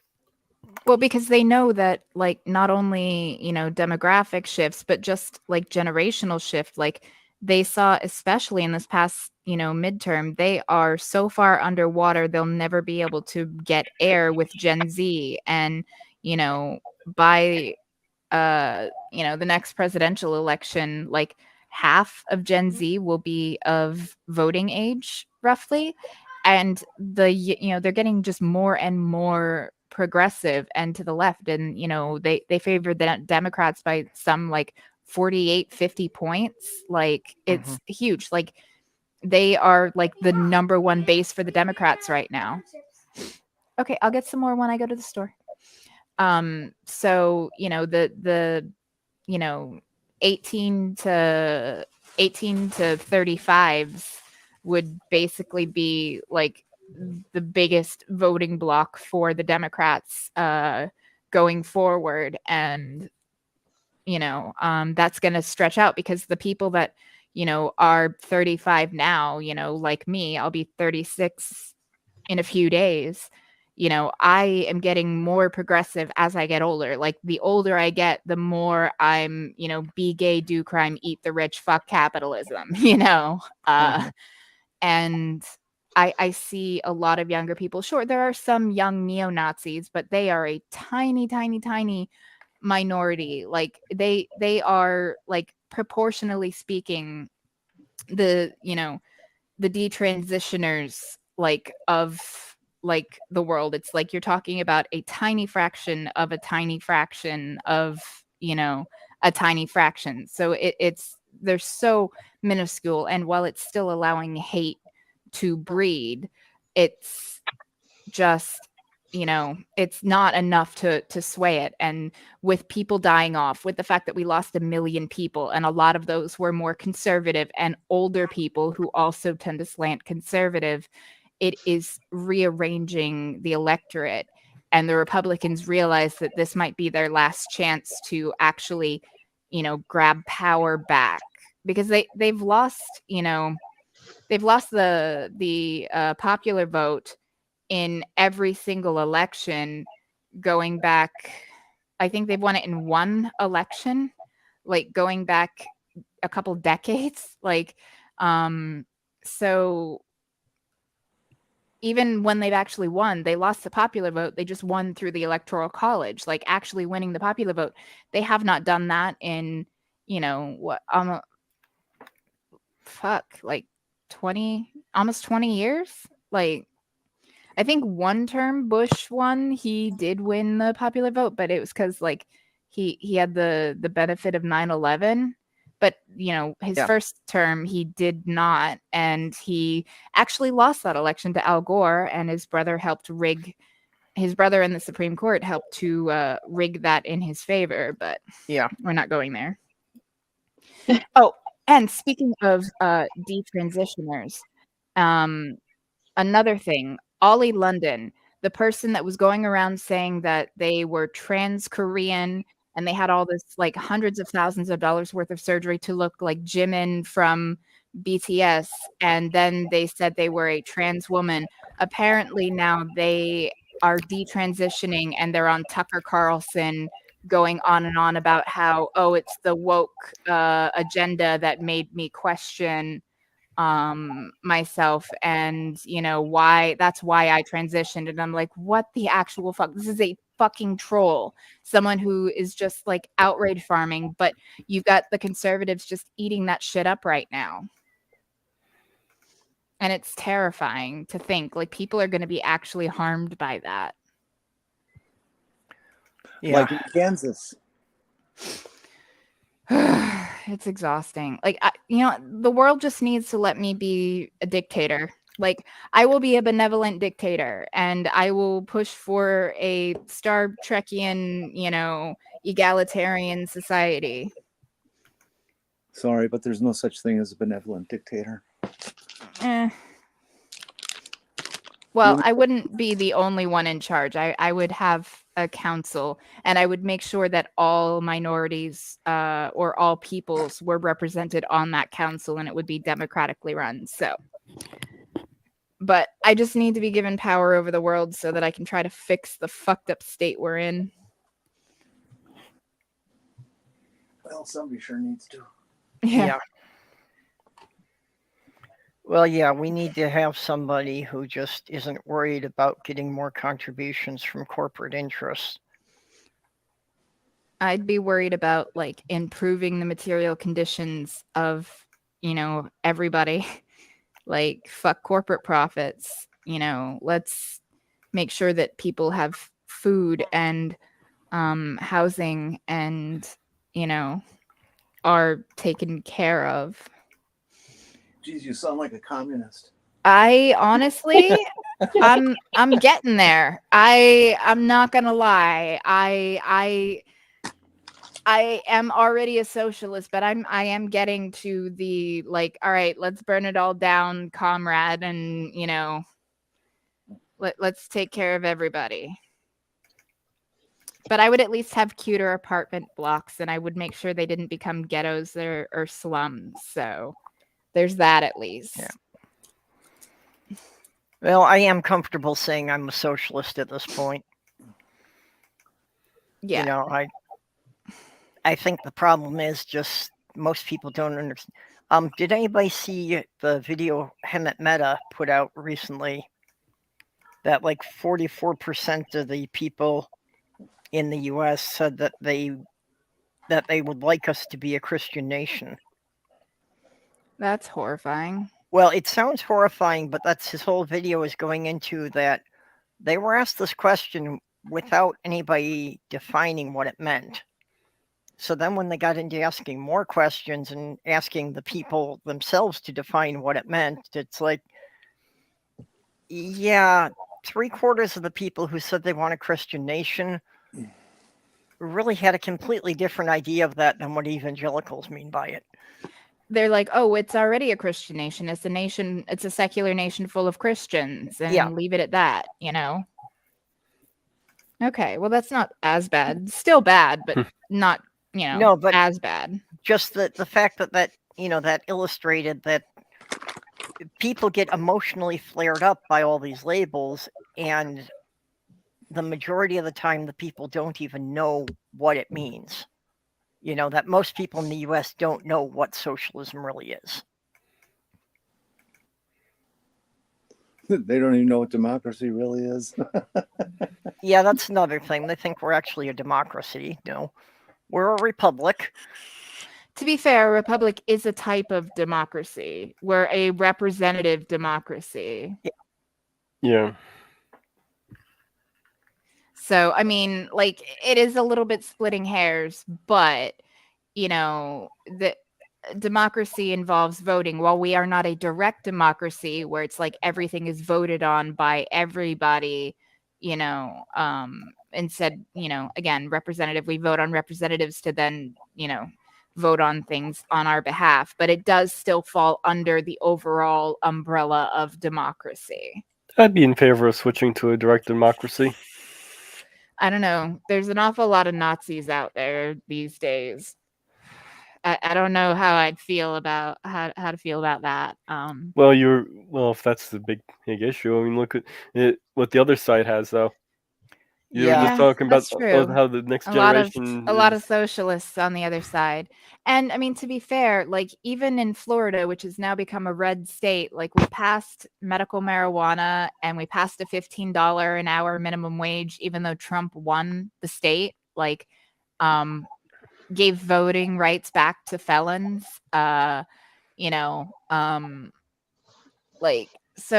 direct ballot measures do tend to skew much more progressive. And when you give people a direct choice, overall, the United States, like the Overton window has been so shifted to the right that people think it's a conservative country. It's not. It's actually a rather progressive country with just pockets of like extreme conservatism and like the media bias just shifting everything to a more right-wing corporatist view. But when you actually go issue by issue, even a good majority of Republicans want higher minimum wage. They want single payer or universal health care. They want marijuana to be legalized and, taxed and regulated. Like they want, better living conditions for the people. Yeah, when given the option, people usually make the right decision. At least that's what we've seen so far in recent history. Yeah, well, again, with so many of the things that that the evangelicals, that the fanatic right is trying to push, if you start breaking the question down and make people realize that Well, if you pass that, probably 1 out of 10 people you know is either going to be executed or put in prison. Do you still support it? And that's another thing. That's a reason why. And I will, repeat this until I'm blue in the face for everybody to hear. I think as toxic as the internet and as much of a cesspool as the internet can be, I honestly do believe that the internet is one of the reasons why millennials and Gen Z are so much more progressive. Not only do we have so much information at our fingertips where we can actually research things that we wouldn't have really been able to before, but we also are more interconnected where I have friends across all of the continents that humans live on. And so when I see a talking point of someone saying, oh yeah, Canada has death panels for their health insurance, I can go to one of my Canadian friends and say, hey, do you guys have death panels? No, you just have free at the point of service like healthcare, and you might have a wait list for non-emergency procedures. Okay, cool. And it's like we have wait lists here too, and you have to pass the wallet biopsy before you can even get the procedure in the first place. So you can't even get on a wait list if you can't afford the procedure. So you got to be able to pay for it before you can even get on a wait list here. America has death panels. We call them insurance companies. Yes, Yep. absolutely. You got people rationing their insulin because insurance companies want to jack the price up 2,000% so that they can make a profit, regardless of the fact that people need this in order to live. And, just our system has become so, capitalist. Like, as more and more regulations are taken away, as more deregulation and social safety net measures are taken away, it's getting more and more just hand of the free market kind of thing. And people, like, every person that works in this country, I'm sorry, it's under duress, because you need somewhere to live, you need food, you need medicine if you have injury or illness, or even just to keep you healthy. And so any job you do, from the lowest paying to the highest, well, maybe not the highest, because the CEOs, I can't see an argument that they're working under duress, because they won the fucking Nepo lottery in most cases. So no, fuck that, but like for the actual working people, like, it's all under duress, because if you're told that your child has cancer, you will pay anything for the treatments to try to keep your child alive. Hell, even yourself, we all have a self-preservation instinct. So making sure that we have food and shelter and are able to get medicine when we need it, we will do anything for that. And we are slaves to that capitalist system. And so, like, it's all exploitation, especially when the people are deliberately kept in this state so they can keep wages down. The reason why housing is getting expensive and nothing's been done about it, and why they don't want to do anything about the student loan debt crisis, is all because they want workers desperate. They want them desperate so that they're willing to take jobs for less money, because they don't want to pay them better. It's not that they can't afford to do it. They just don't want to, because desperate people are easier to exploit. If you are doing well, if you have a food and shelter and a good paying job where you're comfortable, then if you're getting treated shitly at work, you might say, you know what? I'm going to go and I'm going to find a different job, one where I'm not being treated poorly. And if you've got a little bit of a nest egg where, you can actually afford to be out of work for a little while you find said job, then, you're better off. You're in a better bargaining position and you're not as easily exploitable. And it's gross. Like, human suffering is being essentially exploited for profit. Anti-capitalist rant over. Yep.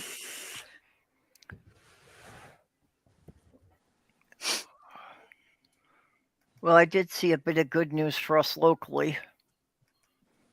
along with the political news about the elections, it came out that Minnesota is having like a $16 billion budget surplus, and they're trying to decide what to spend the money on. One of the Hopefully, social proposals, safety net. one of the proposals that I am standing behind is to eliminate senior citizens having their Social Security taxed. Yeah. That'd be good. Obviously, they should spend it on the monorail. Well, they kind of already did that, building the light rail through the Twin Cities. Well, at least that's a rail that, actually got built, unlike, Elon Musk's Hyperloop. Jeez, Hyperloop. Well, for a long time, it didn't look like it. Actually, when I moved to Minneapolis in 1982, at the end of Highway 55, there was a sign that said about, something about like to be completed spring of 77. And this was in 82. Somewhere around about 85, they took the sign down. And I think it was like 2012 that they actually finally finished the project. Again, at least it did get built. Yeah. Last I heard, that Hyperloop got dismantled for more parking spaces. I would expect so at some point. Elon honestly just did it for publicity and to try to get fucking, like, the only reason Elon Musk actually is as wealthy as he is one, Nepo baby, inheriting a fucking emerald mine from his father, that he got in apartheid South Africa. So, that there. And then, he bought into Tesla, and it was government subsidies and grants that gave him so much, wealth. And it's why Tesla's stock is so fucking overpriced. Although, like, less so now, because since he bought Twitter, like, it's kind of tanking, and I'm here for it because fuck Elon. Well, the reason he has money is because he's good at hyping things up, and he's good at getting the investors to send money in when all he's got is like computer graphics and he doesn't actually have a product yet. I'm sorry, but that's only partially correct. The reason that these motherfuckers like Bezos and Musk and Warren Buffett and all these billionaires and high-end millionaires exist is because of the tax rate that was applied to the rich up until Reagan was what it was, that it was a genuine progressive income tax, and people who made ungodly amounts of money were taxed at ungodly rates of taxation. So the upper one was 90%. Let me finish. So that money would stay in the pool of dollars that circulates to everybody. And that is why they have gotten richer and we have gotten poorer, because they have been taking that money from the pie and not putting it back in. Yeah. They're hoarding. They don't know what to do with all the money they have. Yeah, well, and even the conservatives want to go back to some like idealized version of the 1950s. And they don't realize that, that's why the prosperity of the 1950s was going so well, was because, corporations were being taxed 70 to 90%. Not corporations, people, individuals. Elon Musk, you get taxed. Anything you make over, well, we would establish today maybe around $1 million, $2 million, $3 million, $5 million. Anything you make over that is taxed at 99%. Yeah, because that's what it was back in those days. Okay, so fine, they get to make a whole lot of money. Basically, the intent is to tax them, have their tax begin at a point where a human being could have everything they would ever really want or need.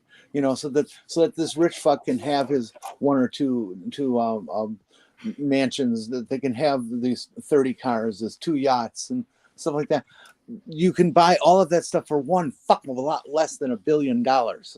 Okay. Yeah, billionaires should not exist. Full stop. Exactly. Like, I mean, I'm even fine with, setting the cap at $10 million, like for that 99%. And you can say from 1 million to 2 million, it's, say 50%. And then from 2 million to 3 million, it goes up and up and up, so that when you get to that $10 million, like at 10 million, that's when it goes to the 90% or whatever above that 10 million goes away, because nobody needs to make more than $10 million in a year. Full stop. Like that's being very generous. Like that is, but it's as generous as I'm willing to be, like there's no way that you should be making. And we should also like close these fucking buy, borrow, die like loopholes where it's like, oh, you buy some stock and then you borrow against it and then just die so you don't pay taxes. No, fuck that noise. And fuck, not paying taxes at a decent rate because you're, getting capital gains from the stock market, as opposed to actually, making it like somebody who actually works for a living instead of just letting their money make money.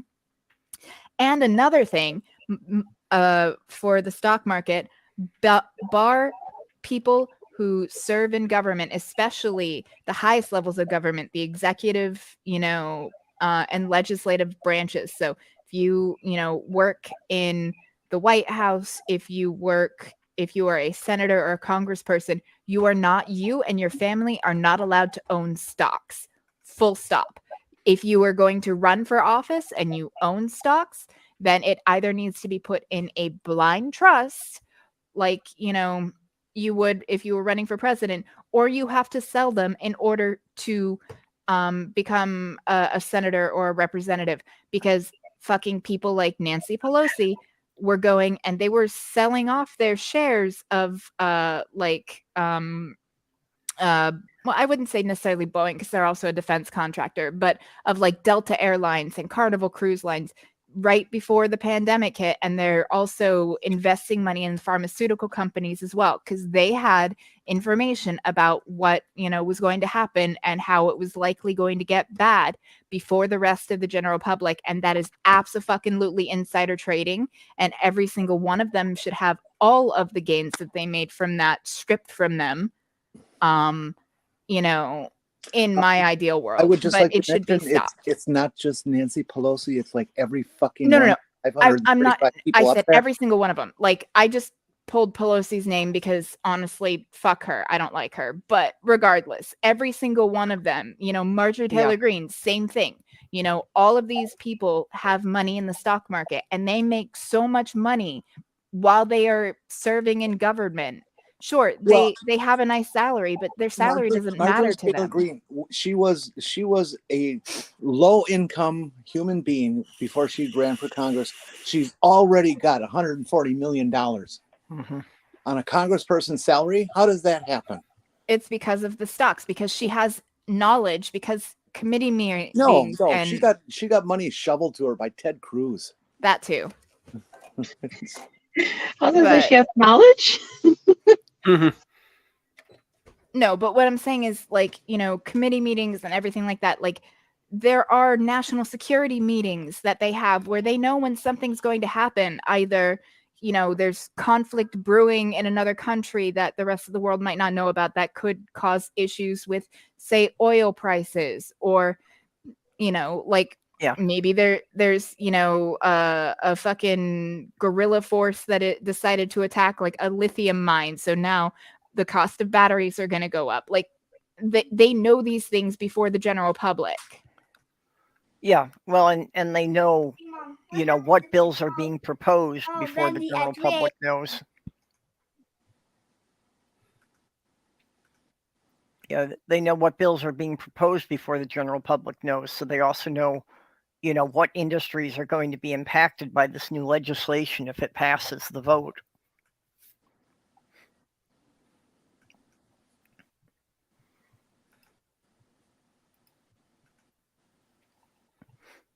So yeah, like fuck these people. Oh, and also, if you were ever a lobbyist, you are not allowed to serve in government. And if you are ever serving in government, you are not allowed to be a lobbyist. And I want a constitutional amendment that bars, big money like super PACs and corporate donations in politics. Full stop. Like the only donations to political campaigns coming from individuals. And we can set aside funding for public financing of elections and for debate stages. Like you don't have to have a certain percentage, of the vote. Like candidates like should be allowed to, if they're running, get their voices out there, because I don't want things that are putting their finger on the scale and trying to screw somebody out of the chance to actually run like in earnest. Or in my idea, you use tax money, the fund and the campaigns, and whatever is not spent goes back to the people as a refund. Yeah, well, that's what I'm saying. Like public, Yeah. basically taxpayer dollars. Like every taxpayer, like I did. Like Andrew Yang had issues, and I'm not a huge No, I mean, fan, but like everybody his gets like idea of everyone gets like basically, a thing that they are then able to donate to the candidate of well, their not choice. even that. Not even that. Everybody just gets the same set amount of money through the taxes, so everybody's playing on an even playing field financially. And then whoever doesn't spend all that money that they're given for their campaign, that goes back to the people. So it also shows those having to manage money. I mean, that's fair. Like, but I do like the idea of an individual being able to donate to a candidate, because there's already caps for how much an individual can donate. And I don't see an issue if you truly believe in a candidate. If you want to send Bernie Sanders $50 towards his campaign because you believe in his message, I don't see an issue with that. My issue is when you have like super wealthy donors using super PACs and corporations, and lobbyists all getting involved in politics. Like none of that should happen because it skews the politicians into serving the people that pay them as opposed to the people they're supposed to be serving, i.e. the ones that elected them. When you just eliminate that altogether by just having everybody have the same amount of money, and also eliminates the issue of whoever gets the most money wins most of the time. Yeah, I do like that idea that every candidate winds up having the same amount of money for advertising.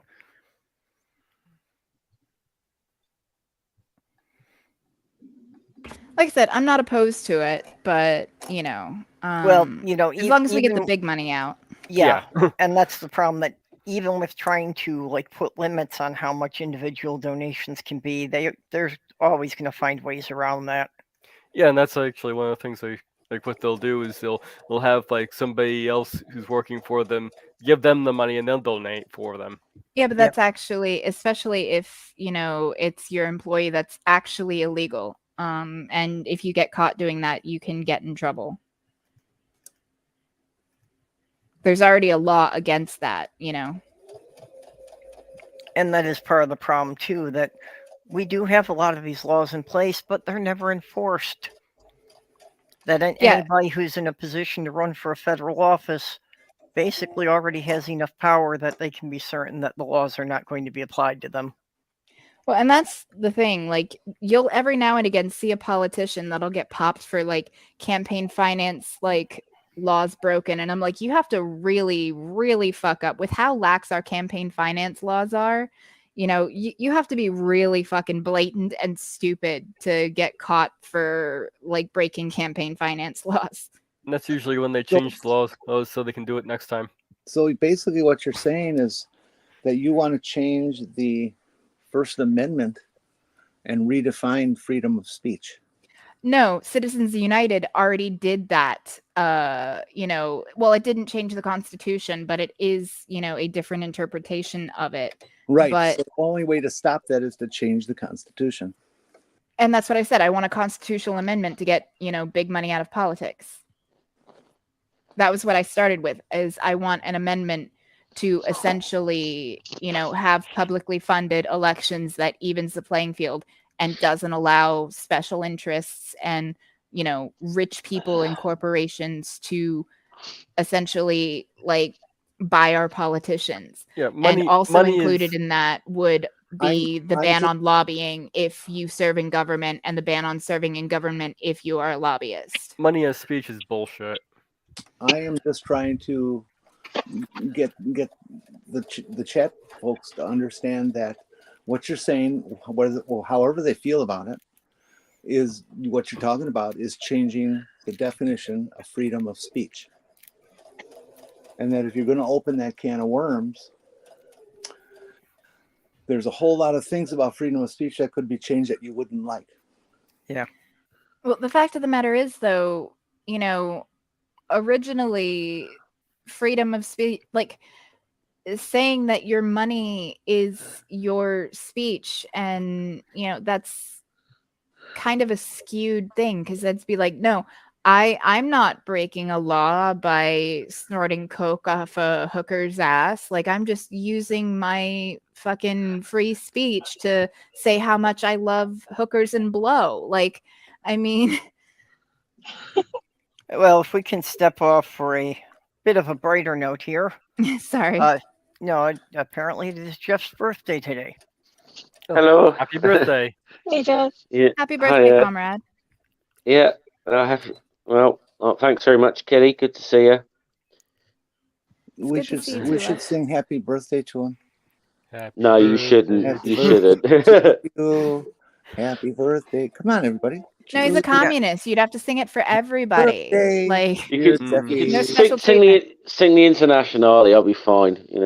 Have a very merry on birthday. Doo-doo. Okay. Yeah, I guess it's been too long since I did the Christmas Carol, and people have forgotten. So maybe I need to sing again. So how old are you, Jeff? 43. Oh my God. Oh, Hey, that's the same age as I am. Mm, You need reader glasses yet? not quite yet, but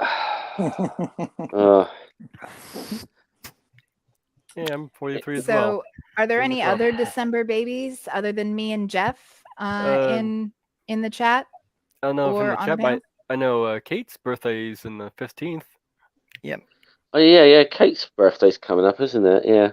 So's mine in 12 days on the 19th. 19th. Well, and so We're is Awesome. pretty close Jesus. together. What was that, Jenny? So is Jesus. Actually, Jesus Yeah. was born in the spring. Yeah. Yeah, I know. That's why it was. I know, love. For those that might not, Yeah. and weren't able, like, if anybody's sarcasm meter was broken, I wanted to translate for you that you were being sarcastic. Okay. It's like the old. I don't know why. I always got this habit every Christmas Day of sharing the old Full Metal Jacket clip, the "Happy Birthday, Dear Jesus" Oh, God. clip. I love Kubrick's work, but he was kind of a douche nozzle. Oh, he was a dickhead, Okay. but yeah, a talented dickhead. Apparently, Danish's birthday is also coming up next week. Hey, Awesome. fucking a bunch of Sagittarius is up in this bitch. Like, not that it actually Yeah. means anything, because astrology is bunk, but it's fun to just be like, oh yeah, I'm a Sagittarius, and here's the random and very vague things that are assigned with that sign that I can attribute to myself, because they're Yeah. so deliberately vague. Only a It's like a Sagittarius Hogwarts would house. say.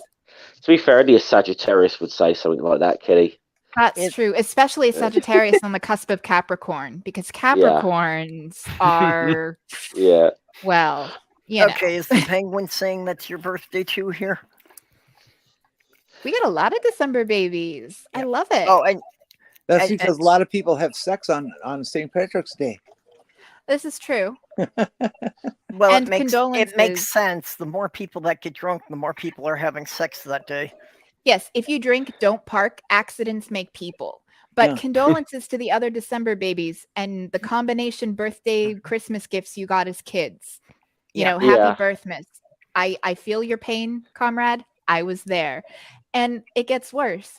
I was born Friday, December 19th, 1986. My younger sister, Oh, you're a was born- Friday's child as well. My younger So- sister was born Friday, December 18th, 1987. And up until my early 20s, she made it a point to ruin every single one of my birthdays in one way or another. No accidents in kids. Yeah, my grandfather can definitely say that. He met the nurse that took care of him after his motorcycle accident and was my grandmother. And they ended up having 7 kids and 22 grandkids. And the moral of the story is don't ride motorcycles. Right? I'll Okay. probably even say that as someone used to ride a motorcycle, I might even agree with you on that. My dad nearly died in a motorcycle accident. Actually, technically, he did. He just didn't stay dead because he's a stubborn old bastard like that. Like, no, and I love my dad. Like, and I'm glad he didn't. But he's actually been pronounced legally dead a couple of times. He just like keeps coming back like Wolverine. Like I used to joke with him that, hey, Daddy, when you actually, decide to stop being stubborn and stay dead, I want your Colt 45. Well, when my father was first diagnosed with cancer, the doctors gave him 6 months. 22 years later. Now that is stubborn. Well, I always imagined that it was God and the devil playing poker, and whoever lost had to take him. And they just wanted to keep saying, best 3 of 5, best, Yeah. 7 of 10. It's like that old joke, isn't it? Heaven won't take me and hell's too afraid I'm going to take over. Yeah, that's why I'm immortal. Because, I have a throne waiting for me in hell. And they're afraid that I'll make too many drastic commie changes because, there aren't any communists in hell.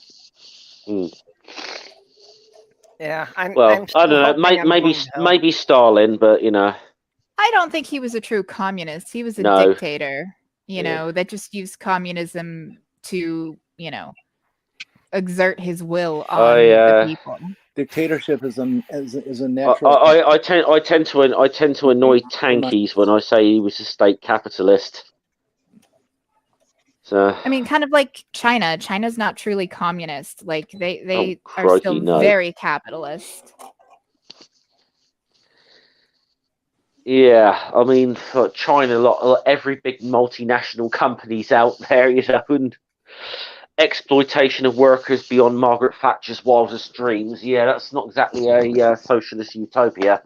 Yeah, they're a kind of strange kind of capitalist that the government decides which companies are going to succeed. I mean, I would like to see, Venezuela and Cuba and how they might actually be able to, have a working model of like communism or, drastic socialism if it weren't for the crippling sanctions and interference from, the United States. Because honestly, Cuba has really good, doctors and a really good medical industry. Cuba's got the best healthcare system in the world.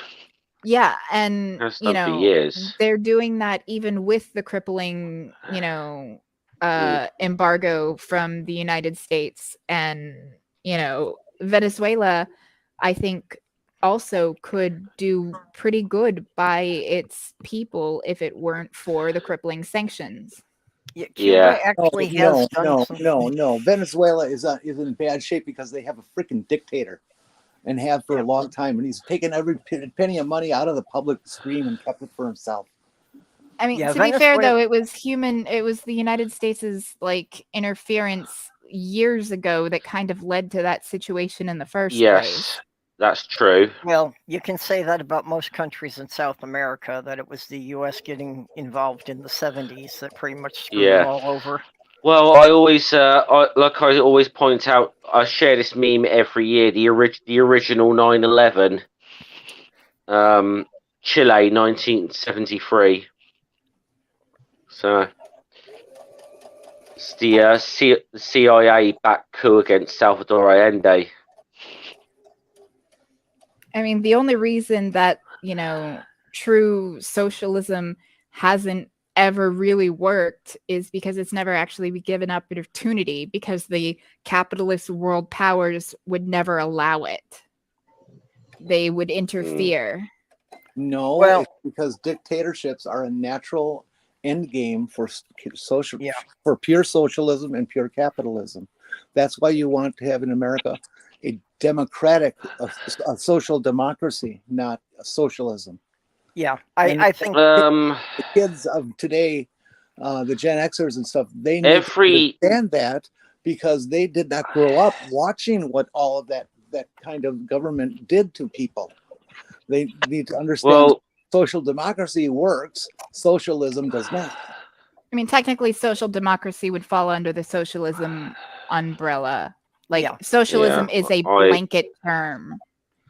what you've got to remember, though, as well, is that every society that's been, and Kitty touched on this, dictatorship has come out from revolutionary societies. It's always evolved because of outside pressures. Happened in the French Revolution, certainly happened in the Russian Revolution. I mean, for a few months there, probably the Soviet Russia for about 6 months was maybe the most democratic society in the history of the world. But I think outside pressures did an awful lot on that. That's too long to get into, to be honest, and for this stream. But no, but I'd go with what Jenny's saying, that pretty much any system in a pure form is not going to work. It's got to be some blended system. Yeah. Mm-hmm. Pure capitalism is evil. I mean, yeah, true capitalism, I wouldn't say capitalism is evil. I would say it's immoral, and in order for it to function requires essentially the subjugation of the workforce in order to benefit the owner class. No, I see. I say that it is evil because the entire end game for capitalism is one guy wins and everybody else loses. Yeah, capitalism really is designed to create a class system. Where you have some rich owners and you have the general workers. And yet, capitalists will decry the caste system of places like India as how barbaric and inhumane it is, and how gross, yet their very own system does far worse, I don't think it's far worse, but it sure does a fuck up job on us. Well, maybe not far worse. Well, but considering the reach, maybe you could say far worse, considering the reach it has.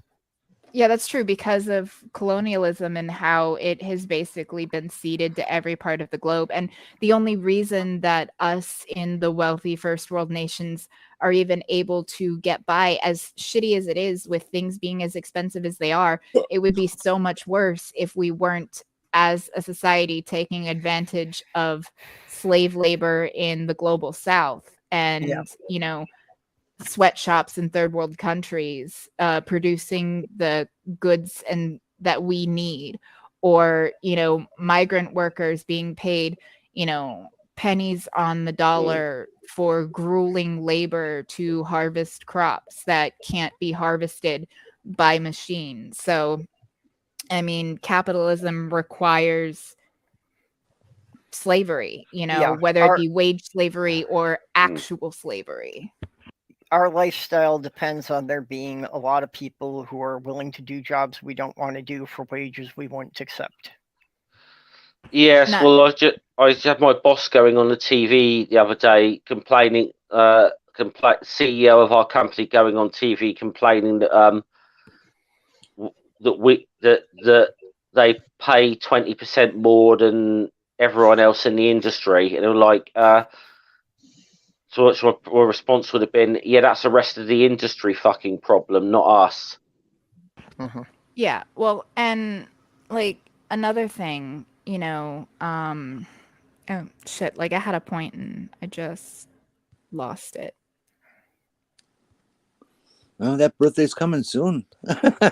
Yeah, no. Honestly, I've not been sleeping well. And it's been a rough time, it's getting better. Like Michael's getting better, slowly but surely he's recovering from his injury. That's good. Cool. And he's out of the boot and is walking in normal shoes with a crutch. Not two, just one to kind of lean on a bit for stability. Mhm. And he's still in a lot of pain though, and they haven't cleared him for driving yet because it's his right foot. And Yeah. while we have an automatic car, like your right foot is the one that you really use for driving, and like crossing your left foot over can be dangerous, Yeah. Yeah, I've had to So- drive that way. But it's progress. And I'm pretty sure I was going to go on some sort of anti-capitalist rant, but I totally lost my point. I think I need more caffeine. Yeah, I actually might go for another thing of caffeine myself. Like I'll probably grab my shaker cup and mix up some of this stuff. It is phenomenal. It's energy drink powder. It doesn't taste like an energy drink, and you just mix it with a bottle of water, and it's so delicious. What are we all going to do when climate change wreaks havoc on all the coffee plantations and destroys Thank you. their ability to grow coffee anymore? Thank you, Jenny. You reminded me because of climate change. So not only are the capitalist heads of industry, like a very small percentage of them responsible for the vast majority of the greenhouse gases that are, contributing to climate change, but the people that are going to be disproportionately impacted are those same people that are being exploited by that same, by the same capitalist system. The people in Indonesia and other, countries in the global south that, we are exploiting for, cheap labor. So thank you for reminding me and getting my point Well, back. Well, considering I've always sort of said to people that even just think about within terms of the United States, if people don't think environmental issues are also class issues, I would just say New Orleans, Hurricane Katrina. Mhm. Considering how hot it Yep. would have to get to kill off the coffee plant, and so I think we'd have bigger concerns in losing coffee. It's American not just about the people heat, though. Droughts and lack don't of realize water. how badly people in, say, Pakistan and India are already being destroyed by climate change. Yeah. And like, one thing I don't understand is like Like I said, bigger concerns. Lack of water would be one of them. the racists and xenophobes. Like, do they not like they already complain about like the immigrants coming here from like black and brown countries, and they're already complaining, even though like net immigration, like illegal immigration, is down. But what happens when places like the Middle East are too hot for human habitation and you have a mass migration from there, and those people then disperse out into all of the like have they not like thought it through that if they don't do something about it, like the people that they're like demonizing and scared of and don't want around, they're gonna come anyway because they're gonna be like no options for them? Like, I mean, like Wouldn't you would think that maybe it would cross their minds, but wouldn't then this crowd also be the ones who don't think it's happening in the first place?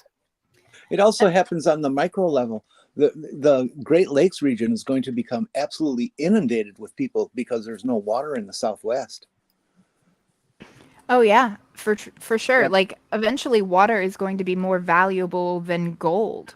You can't drink gold to stay alive. Everybody needs water. And then you've got like traitors to our country. This one guy, he was a lobbyist in I think it was Arizona, and he basically was illegally or well, I can't say illegally, but he was essentially stealing water from their underwater like water tables and shipping it to Saudi Arabia for their cattle farms. And so he's stealing water from our country when there are already like droughts and water issues in the Southwest, and sending it to Saudi Arabia. And then he tried to like drum up like support for like squashing a bill that would have like regulated that better, and I'm pretty sure he won. And I'm like, dude, that guy's a traitor. He's a traitor to our country. He's stealing water from Arizonans that absolutely fucking need it and giving it to the Saudis. Well, my feeling is that if you're foolish enough to live in a desert, then you should be foolish enough to take what happens to you when everything goes to pot. It was insane for people to try to habitize the Southwest when we know that there's no water. Well, we could just dig a hole. Yeah, but that aquifer. I'm glad you clarified. I'm glad you clarified that point there, Jenny. Actually, the people of Southwest have destroyed the aquifer that goes from Canada to Texas. Okay, we allowed that to happen. We allowed that. We knew the science told us don't do this because that aquifer feeds everything and it's going to die if you do this. And they still built Las Vegas and Phoenix and Flagstaff and Albuquerque and all that shit and golf courses in the desert. Are you kidding me? Yeah. They are so Golf courses in the desert is stupid. So much. It's just, it's a crime. It's a crime. And there's no way for us to refill this aquifer. It's just, we screwed ourselves. Yeah. We just absolutely screwed ourselves. I mean, I'm starting to think that, I'm becoming a bit of a nihilist in that maybe humans don't deserve to live like as a species. Like maybe we deserve to die off and let the planet just kind of like reach its own equilibrium without us. Oh, it'll sure do that easily. Yeah, like, I mean, the planet is not going to end because of climate change. It's just our species might. And maybe it should. Yeah, we could certainly wind up triggering another mass extinction that like 70 to 90% of the life forms would go extinct. But we're already doing that. Yeah, that's already happened to the planet at least 5 or 6 times, and it rebounds. Yeah, I'm just saying, like, without us, and that might not be such a bad thing. Yeah, we're not the first species to do something like that to this planet. I don't know if another species would have really had that kind of, like, reach to... Oh, no, there have been species that have kiboshed the planet before. Oh, it has happened, yeah. Not in the same way we're doing it, but... You'd have to be more specific for me to believe that. It's not the it's not the dinosaurs farting themselves to death theory of Matt Powell's, is it? Well, no, Matt, it's not. Well, one of the times it happened was with the evolution of trees. Because when they started actually growing forests, it was locking up so much of the carbon that it changed the atmosphere. It changed the amount of oxygen in the atmosphere. That caused a cascade that caused like 70% of the animals to go extinct. We're kind of talking about history that's not quite that far back. What happens in the crustaceans here, Cretaceous. Yeah. Thank you. Is not what we're talking about. We're talking about modern history for the last 30,000, 40, 50,000, 100,000 years. That's our human influence time. Yeah, we were talking about overall though with species throughout history. That's the real difference is that humans are capable of doing it far faster than it's ever happened before. Yeah. And I guess I was taking the word as species and restricting that to animal life of whatever sort, not vegetation. Also, algae have kiboshed the planet before like that. By changing the environment.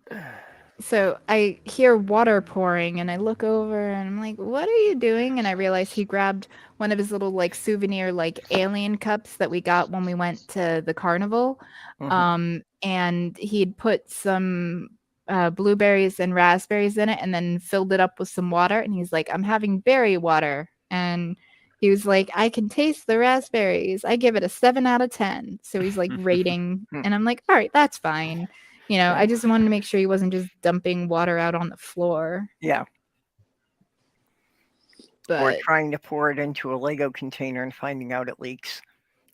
yeah, oh man. Why do you say that like you have experience? I helped raise 9 kids. I've got a lot of experiences. He's in this new does it sink or float thing, you know. Oh. So I have to make sure that I fish out Right. any Legos that make their way into the bathtub before I pull the plug on the drain so they don't end up clogging the plumbing system. Didn't David Letterman do that for a while on his show? Will Yep. it sink or will it float? Yep. I remember that. Actually, Kitty, I was going to suggest there's a video that keeps popping up as recommended for me. Oh That, dear. Apparently, it is just somebody testing all the various Lego votes that have been released over the years to see which ones will actually float. Wow. I bet you my son's come across it. Not gonna lie. He watches a lot of Lego YouTube channels. I like the YouTube channel. I think it's called Will It Blend? Nope, not showing that to my kid. not Yeah. yeah. Nope. No. They No. take these industrial Nope. blenders and they throw shit in them to see how much they grind up. I know. I've seen it. I'm pretty sure my son has seen it once or twice, but I Oh, boy. deleted those from his history so fucking fast. Yeah, how many kitchen appliances have they ruined? And I'm more worried about him, you know, taking, you know, my phone or something because he was like, "Oh, like I saw it in the video. Let's see what happens." Yep. I Grind up don't your have the phone. latest iPhone, but you know, it still works, and I don't want to have to fucking go and shell out money for a new one. Also don't I mean, wanna- granted, I do mine on a payment plan, so it just adds a little bit of money, like a little cost to my cell phone bill. So when I go to get a new phone, I have to pay the tax on the phone up front, and then it just adds like $20 or something like that a month to my cell phone plan, which is not bad, especially since an iPhone is $1,000 phone, and there's no way in hell I'm going to be able to like come up with $1,000 to buy a Yeah. phone. It makes it more accessible. Yeah, and also you don't want the catastrophic failure of shrapnel. Yeah. See, I'm always a little wary of buying an iPhone because I don't want to like have a Twitter meltdown about Apple like Elon Musk did and under every tweet saying tweeted from iPhone. Do you really think Elon Musk could damage Apple in any way, shape, or form? They're the I thought it was world's richest ridiculous. company with that So $243 funny. trillion dollars, or is it 2.4 trillion? There lots It's of a lot of money. We'll just say that they got a lot of money. As a Apple freak since 1984, I get to just sit back and laugh quietly at all these people who like to keep telling stories about Apple, how Apple's about to go out of business and stuff like this. Oh, But I love that my was the big- iPhone. that was the big thing to say back in the later 80s. Is yeah, they're going to go out of business. Their sales just are blah blah blah blah blah blah. No, they're not. They're not. Yeah, I remember that happening since the release of the Apple IIc. And it's just funny that it's gone the opposite direction. Well, look, I mean, come on, look. If they didn't go out of business when they did the Apple Lisa or whatever, that should have been a hint to everyone that they weren't going out and never going out of business. The You know? Lisa was successful. It just didn't hit their market the way they wanted to. They wanted something a little less expensive. But then you look at those other computer companies that were around at the time that were massive, like Commodore. I mean, look what happened to them. You talk about business that absolutely fell apart, like, because they were so badly mismanaged. Yeah. Oh Well, yeah, their product was crap. and every company is going to put out some products that just don't find a market. It doesn't even necessarily mean it was a bad product. It just means for one reason or another, it didn't get a wide public acceptance. Yeah, like Mm. Windows Zune, Zune, came out to compete with the iPod. We all know how that ended up. Oh yeah, I remember that now. Yeah. Yep. Or I actually had the what was it? It was the Sliver phone from Motorola. It was basically if the Rocker, which was the one that could play MP3s, and the Razor, like the thin flip phone, had a baby, and that was the Sliver, and it would hold 100 songs. And I found that it was actually numbered. It wasn't capped by length, so you could put a whole album like on there of like a stand-up routine or something like that as one track, and you could fill it way more than 100 songs worth of time on it. But I did have that phone, and then I had the Slide one that came out by Motorola, and then I got the iPhone, and I've had an iPhone ever since. I love my iPhone. I actually I just recently got an Apple Watch. Like I could never afford to buy one, but my brother-in-law actually got a new one, and so he gave his old one to my sister, and my sister's like, "Hey, it's a few generations out of date because it's like, several generations ago." I was like, "I don't care. It's functional. It works, And she's like, "Yeah, absolutely." So I actually have an Apple Watch now, which I didn't think I was ever going to be able to get one because I was like, I can't justify spending the money on it, because it's not something that I need. Does it add to the convenience? Yes, but I don't need it. Whereas like a Bluetooth headset for when I'm driving, I see that as a need because then I can answer a call and be safe about it.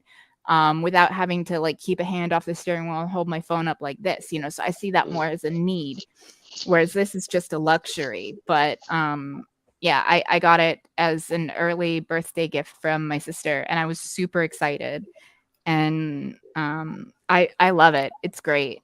Like having a flashlight, on my wrist, so it's like even if I don't have my phone on me, like if I tucked it in my bag and I need to like open the door, I can just do the flashlight real quick on it and be able to unlock the front door, or little reminders and stuff. There's also a walkie-talkie mode, so my sister and I can literally just push a button and connect to each other, and you just hold the button down like you would a walkie-talkie, and like it goes to her watch no matter how far away we are from each other because it goes through the phone. So like I was like a kid at Christmas playing with the walkie-talkie mode on this thing. That was invented by Dick Tracy. Yeah. And Oh yeah, "Who's Dick calling Tracy?" Dick Tracy. Oh boy, I would like to get the iPhone, the newest one, the newest Apple Watch, 14 or something. because of the cardiac monitoring it can do. All that it can do is what my heart needs to have. Yeah, be it watched. can track your heart rate. It can track your sleeping as well, which is really cool. Like it can tell you like when you're like, tossing and turning, like when you're more awake or more asleep. Yeah, I've thought about putting a Fitbit on myself, often seeing how far I go while I'm asleep. Yeah. I've actually been wondering And, like, if I could find something that would monitor, and basically tell me how long I spend in each stage of sleep. let's see. I know that the doctors have things like that. I just don't know if there's one, available to the general public. None of here. the wrist devices are terribly accurate about the sleep concerns. Yeah, but it's still something. testing, and it can basically tell you when you fell asleep, but it can't tell you about the condition of the sleep or the Yeah. depth of the sleep or anything like that. Well, I So you can figured see it my would heart at rate. least have to be something with a headband. Yeah, You know. and it would have to be an EEG. Yeah. Yeah, like the things they use at the sleep study centers. But no, I do think it's really cool that I can just push a button on here and it'll tell me what my current heart rate is, like what my resting heart rate is. It's so Yeah. neat. I Like, get tired of carrying around my pulse oximeter. it doesn't tell me like my O2 levels though. It doesn't have a sensor for that, but it will tell you your heart rate at least. You'd think they'd put that sensor in there. Yeah, you'd think.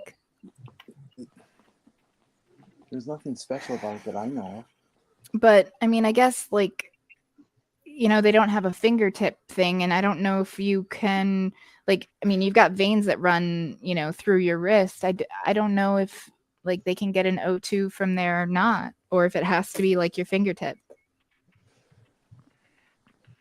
I'm not certain. I know that it used to be that you could not have nail polish on to get pulse ox, but now you can. Yeah, now you can do it. Even if you have acrylic nails, you can have it work. Like, technology has come a long way. Really, even the really long ones? Well, I suppose if it was really long, it wouldn't fit on there. But like, I have acrylic coating over my nails because they're so fragile. Like, they tear very easily. So Yeah. it basically protects my nails so that they don't like rip off and give me exposed nail bed, which is not fun. But like, the Pulse Ox works just fine even with the acrylic coating on my nails. So Yeah, I have terrible nails too. Mine are just too soft and they keep ripping. I can never have more than 3 nails long at the same time.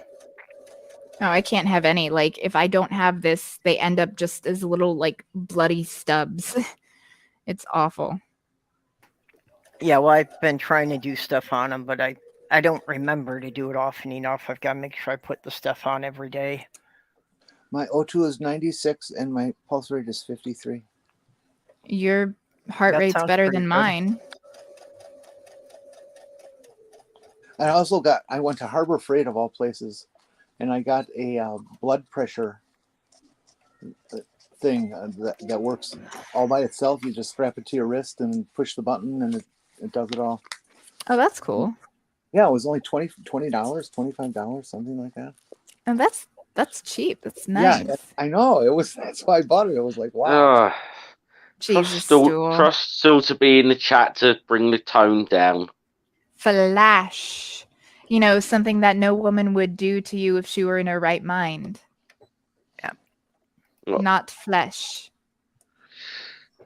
Well, I would say flashing there, but I would say like poor stool, but it's still, Nah, like I'm pretty solid. Like, they're not going anywhere. But it's fine. Stool may be a bell end, but he's our bell end, so. I gotta be honest. I'm just like really happy to hear that an American used the insult bell end. And my blood pressure is 118 over 72. Better than mine? that sounds like a very healthy range. Yeah, your heart's probably in better shape than mine. No, I guarantee it's not. If they've given you 5 to 7 years like they have me, then it's as bad as mine. But I'll bet they haven't done that to you. Well, let's see. My current beats per minute is 80. Just sitting here. But then again, I am in pain, and that will raise your heart rate and your blood pressure. So, my heart rate is always high, and so is my blood pressure. They even had me on blood pressure medication for a little while, but I ended up not liking how it made me feel, so I stopped taking it. And it wasn't like it was dangerously high. It was just the blood pressure medication they had me on, it was serving dual purposes. Like there had been some literature that it had helped, at least in one formulation, that it had helped, people with my condition alleviate their some of their symptoms. So they're like, well, your blood pressure is high, and there's some literature that it could help with your condition, so we'll just give it a try. But it was a patch medication, and no matter what, I would get these horrible welts. So I'd have to, my leg looked like a leopard because I was supposed to put it on the affected area, and I would get these nasty raised welts everywhere I put it. So like I would have them for 6 months before they'd be gone, before they'd really go away. So I could see like where I had put this patch, that I would change once a week for the last 6 months. And so I was like, I don't want to deal with this anymore. And yes, I called you a bellend. I said you are a bellend, but you are our bellend. So at least I'm claiming you. I could have just called you a bellend and written you off, my dear. But I at least claimed you as mine and ours. I'm using it as the term of endearment. I mean, I could have just called you a cunt, and maybe that would have been, more a term of endearment that you would appreciate. But we're Brits, not Aussies. Yeah, but So, still, yeah. like if he's gonna get super uppity about being called, no, I know he's just kidding, and I'm just teasing him too. Like if he's gonna make pervy comments about me, I reserve the right to call him a bellend. I think that's fair, right? I think it's a fair trade-off. Yeah. Yeah, there you go. See, I got another Brit in the chat here backing me up. So there you go. Thank you, Jeff, for having my back. Yeah. Well, I apologise on behalf of my country for Stool. He's just, I apologize on behalf of my country for my country.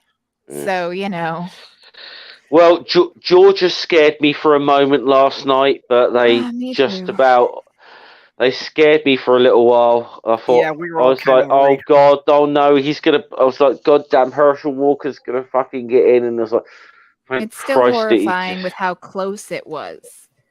49 to 51.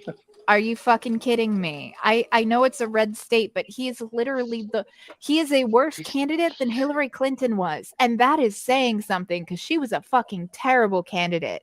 But not only is this guy an absolute moron with, admitted DID and saying that he's got some personalities that are violent and might, kill you. He is a philanderer, a wife beater, a cheater. He preaches that he wants to take bodily autonomy away from women, but has paid and pressured women to get abortions. And I'm just like, and he technically was ineligible to run in the first place because he claimed his legal primary residence as Texas, not Georgia. Yeah. He's renting a place in Georgia, but still claiming the homestead exemption. And in order to do that, it has to be your primary residence. He still lives in the Dallas area, doesn't he? Yeah.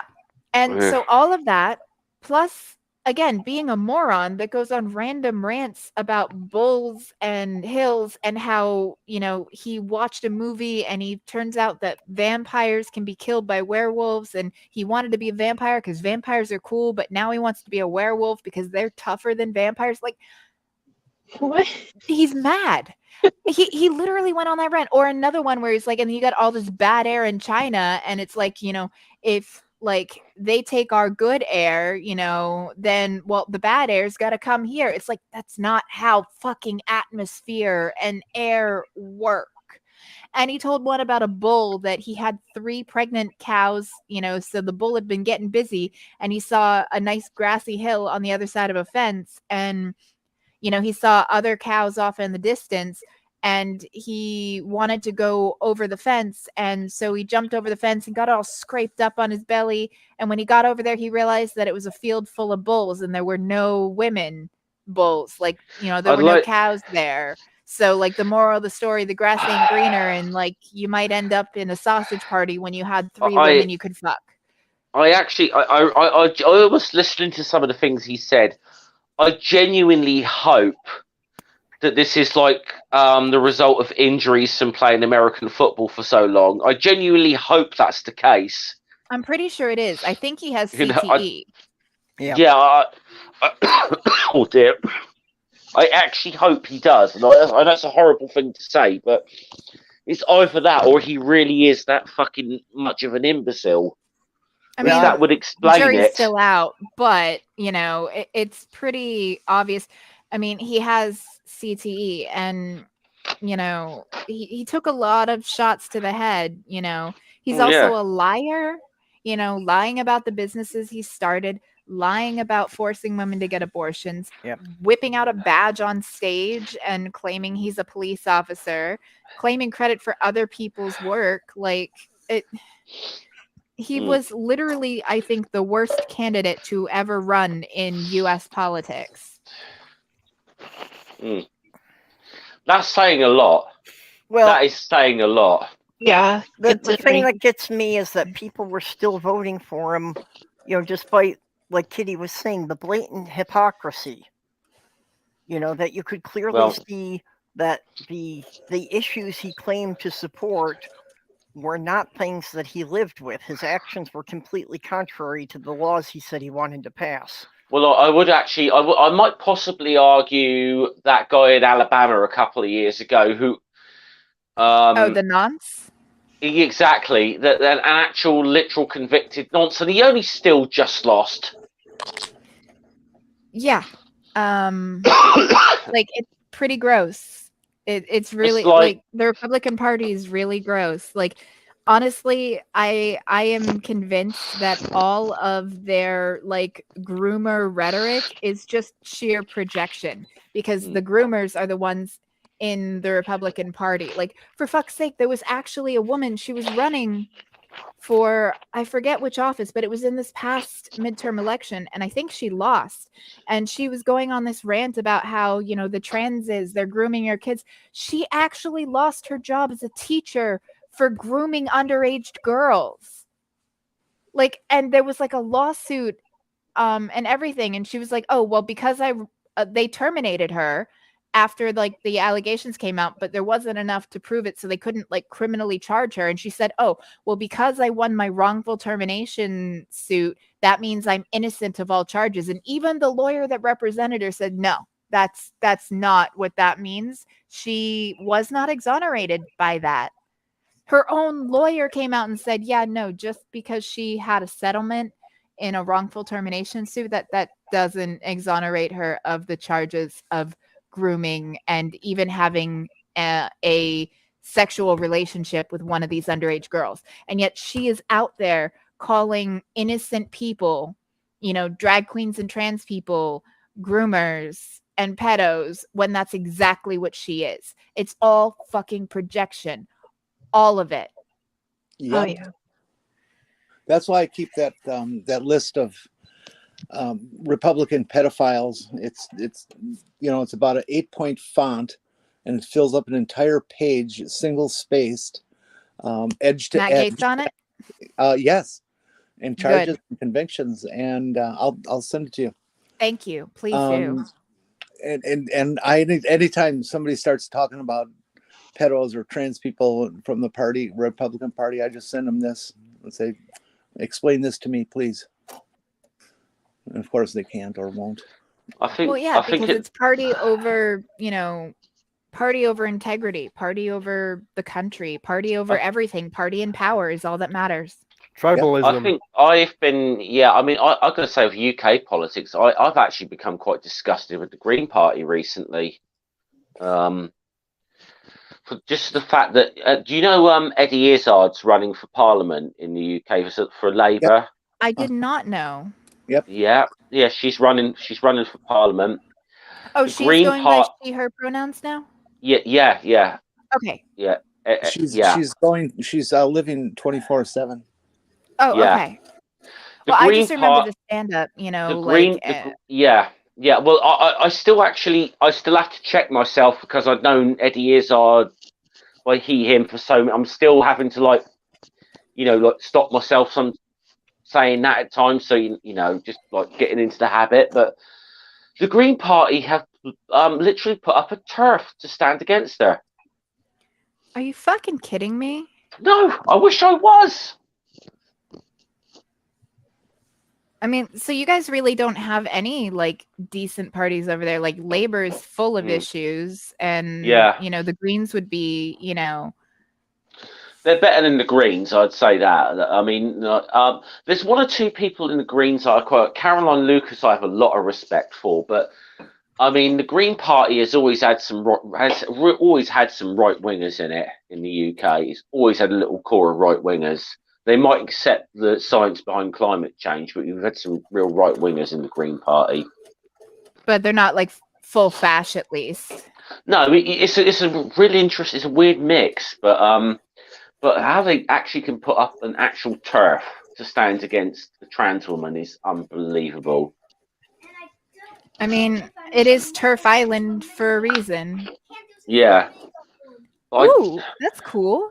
I can't do this in mini doll form though. Yeah, well, because the mini doll's not gonna fit, in there. But you made a little mech warrior. Because they will be cutting. There will be cutting. Oh, here, let me see. We went to full thing, so you can see the little mech warrior with a fucking flail or Cool. a morning star. I blame the TERFs in the UK for the entire global issue that trans people are now facing. None of that existed until they opened their mouths and started spewing hate. None of it. I'll push back a little bit because the bathroom bills like predated, the Maya Force starter and J.K. Rowling stuff. That's where they came from. They were birthed from that bathroom bill, and the people who wrote the bathroom bill have publicly said that they wrote it specifically for that purpose, to brew hate and everything and fear and blah blah blah, and that it was a complete lie. But the TERFs took it on and just expanded the whole issue from there. And it's spread to the entire planet. Well, it's spreading because, I mean, thankfully, it's a gradual process, but they do seem to be losing in the UK. So they're going to other places to try and fight this battle. Mm-hmm. And it's not to say we don't. It's not to say we don't have problems in the UK. Of course we do around this, but I think gradually they know they're losing the battle here. Honestly, the TERFs and the gender criticals, like they're basically like, Blair White in the fact that, they are essentially harming, women that they don't see as women, yet it's going to end up coming back to bite them because, first they came for the socialists and I didn't speak up because I wasn't a socialist. Like they're going to be just, turned into the Gilead breeders too if, the religious right-wing extremists that are at TERF movement there get their way. Just because they helped get rid of the trans women does not mean that, they're going to be spared from the fucking patriarchy doubling down. Well, but they're even worse because theirs is like, when they came for the socialist, I didn't speak up even though I was a socialist because they paid me.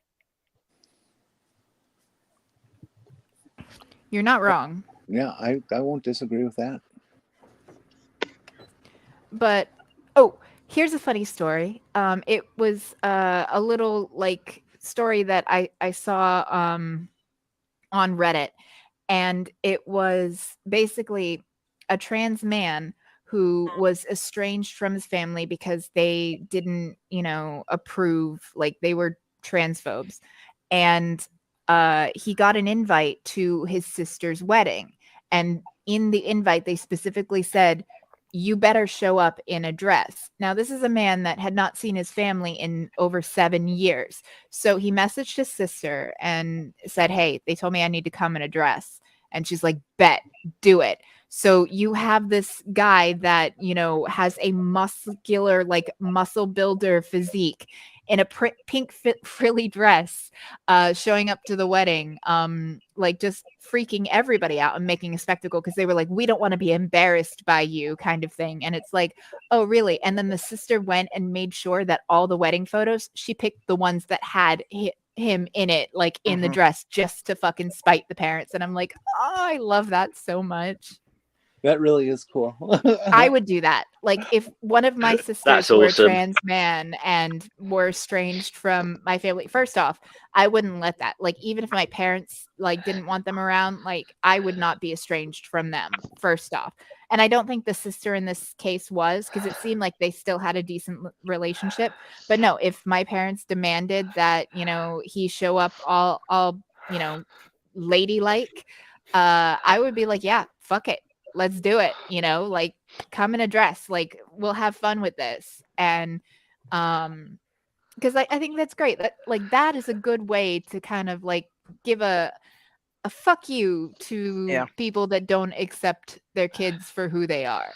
Well, ever since I finally started developing, I had been thinking about just trolling all the TERFs and gender criticals by going around shirtless until they changed the gender marker on my driver's license. I've been waiting for somebody to do that, to challenge that in court. I think you should. Yeah.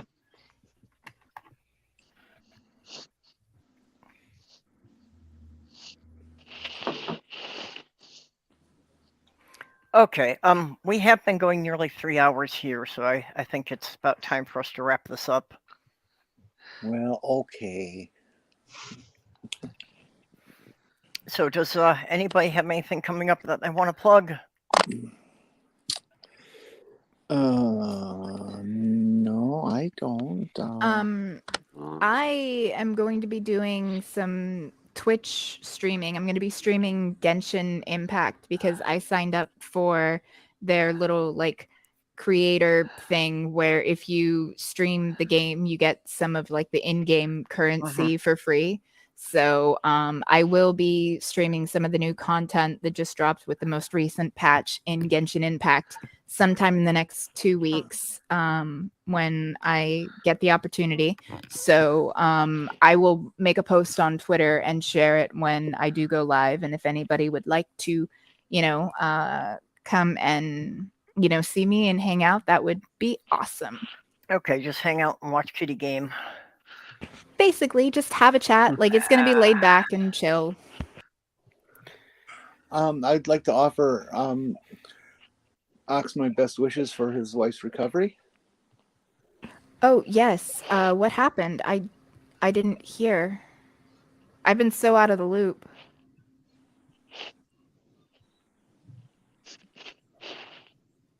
Yeah, I wasn't aware of this either. Yeah, go ahead, Jenny. Fill us in. I was not aware either. That's really all I know. I don't ask details. These are personal issues. Okay.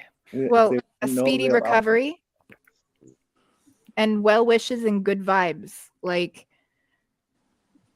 all the good vibes. I just released my last garden tour video for the year yesterday. I'll be doing other videos besides that, of course. Just won't be garden tours. So you can check that out. I'm not quite sure what I'm going to do for next week, though, yet.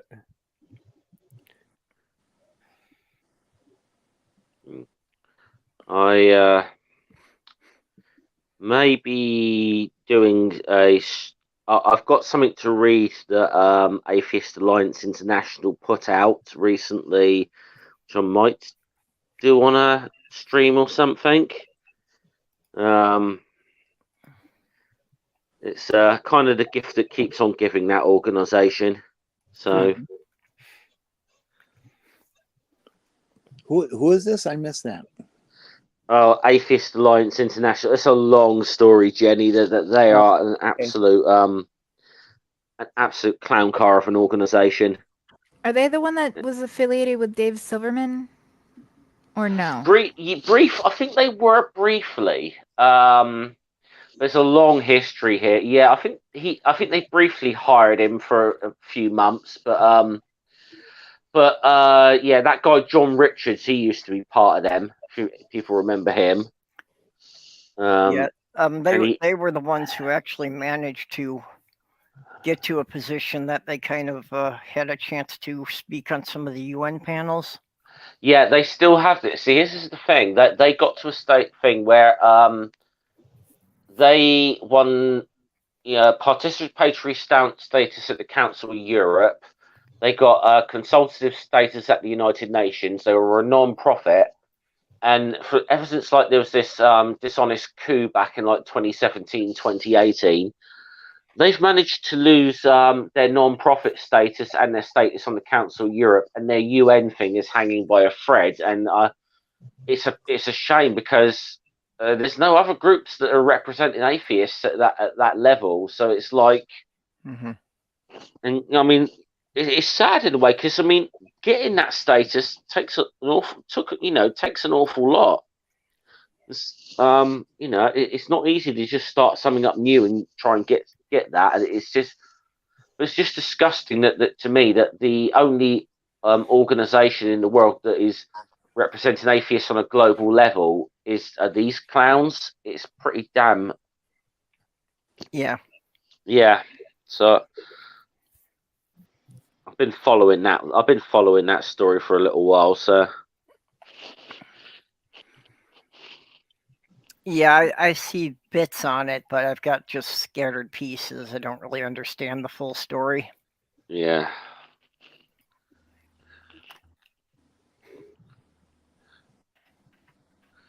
Yeah, it's too long to go into right now, but yeah, it's an absolute clusterfuck. Yes. Okay, well, we will be back here tomorrow night. And of course, next week at the same time here. And I am now recruiting people for the Christmas Day Marathon. So anybody who would be up to doing a stream on Christmas Day, or actually Christmas Eve, Christmas Day, or Boxing Day, because we have to run it 48 hours to cover where it's Christmas Day all around the world. So anybody who would be up to running a stream to fit into the program, please DM me. And of course, I need to thank all my supporters here. Skits Crasher and Kitty. And Robert X, Ox, Lavender Lady, Greg Hartwick, Dog, and Vonrek. I appreciate y'all helping me to keep things going here, and my yearly renewal for the StreamYards just came up, so I just did a cash out from the Patreon to pay for that. It's not a lot, but I'm happy to help. Like, you do a lot for us in the community, and every little bit helps. So yeah. I was trying to do my little bit, And I appreciate it. A few bucks here and there, and like I said, it pays for the StreamYards and it helps pay for my internet. Okay, so with all that, then we will just bid you all a good day. Bye-bye, all. Take care, everyone. Bye. Be well, everyone. Bye-bye.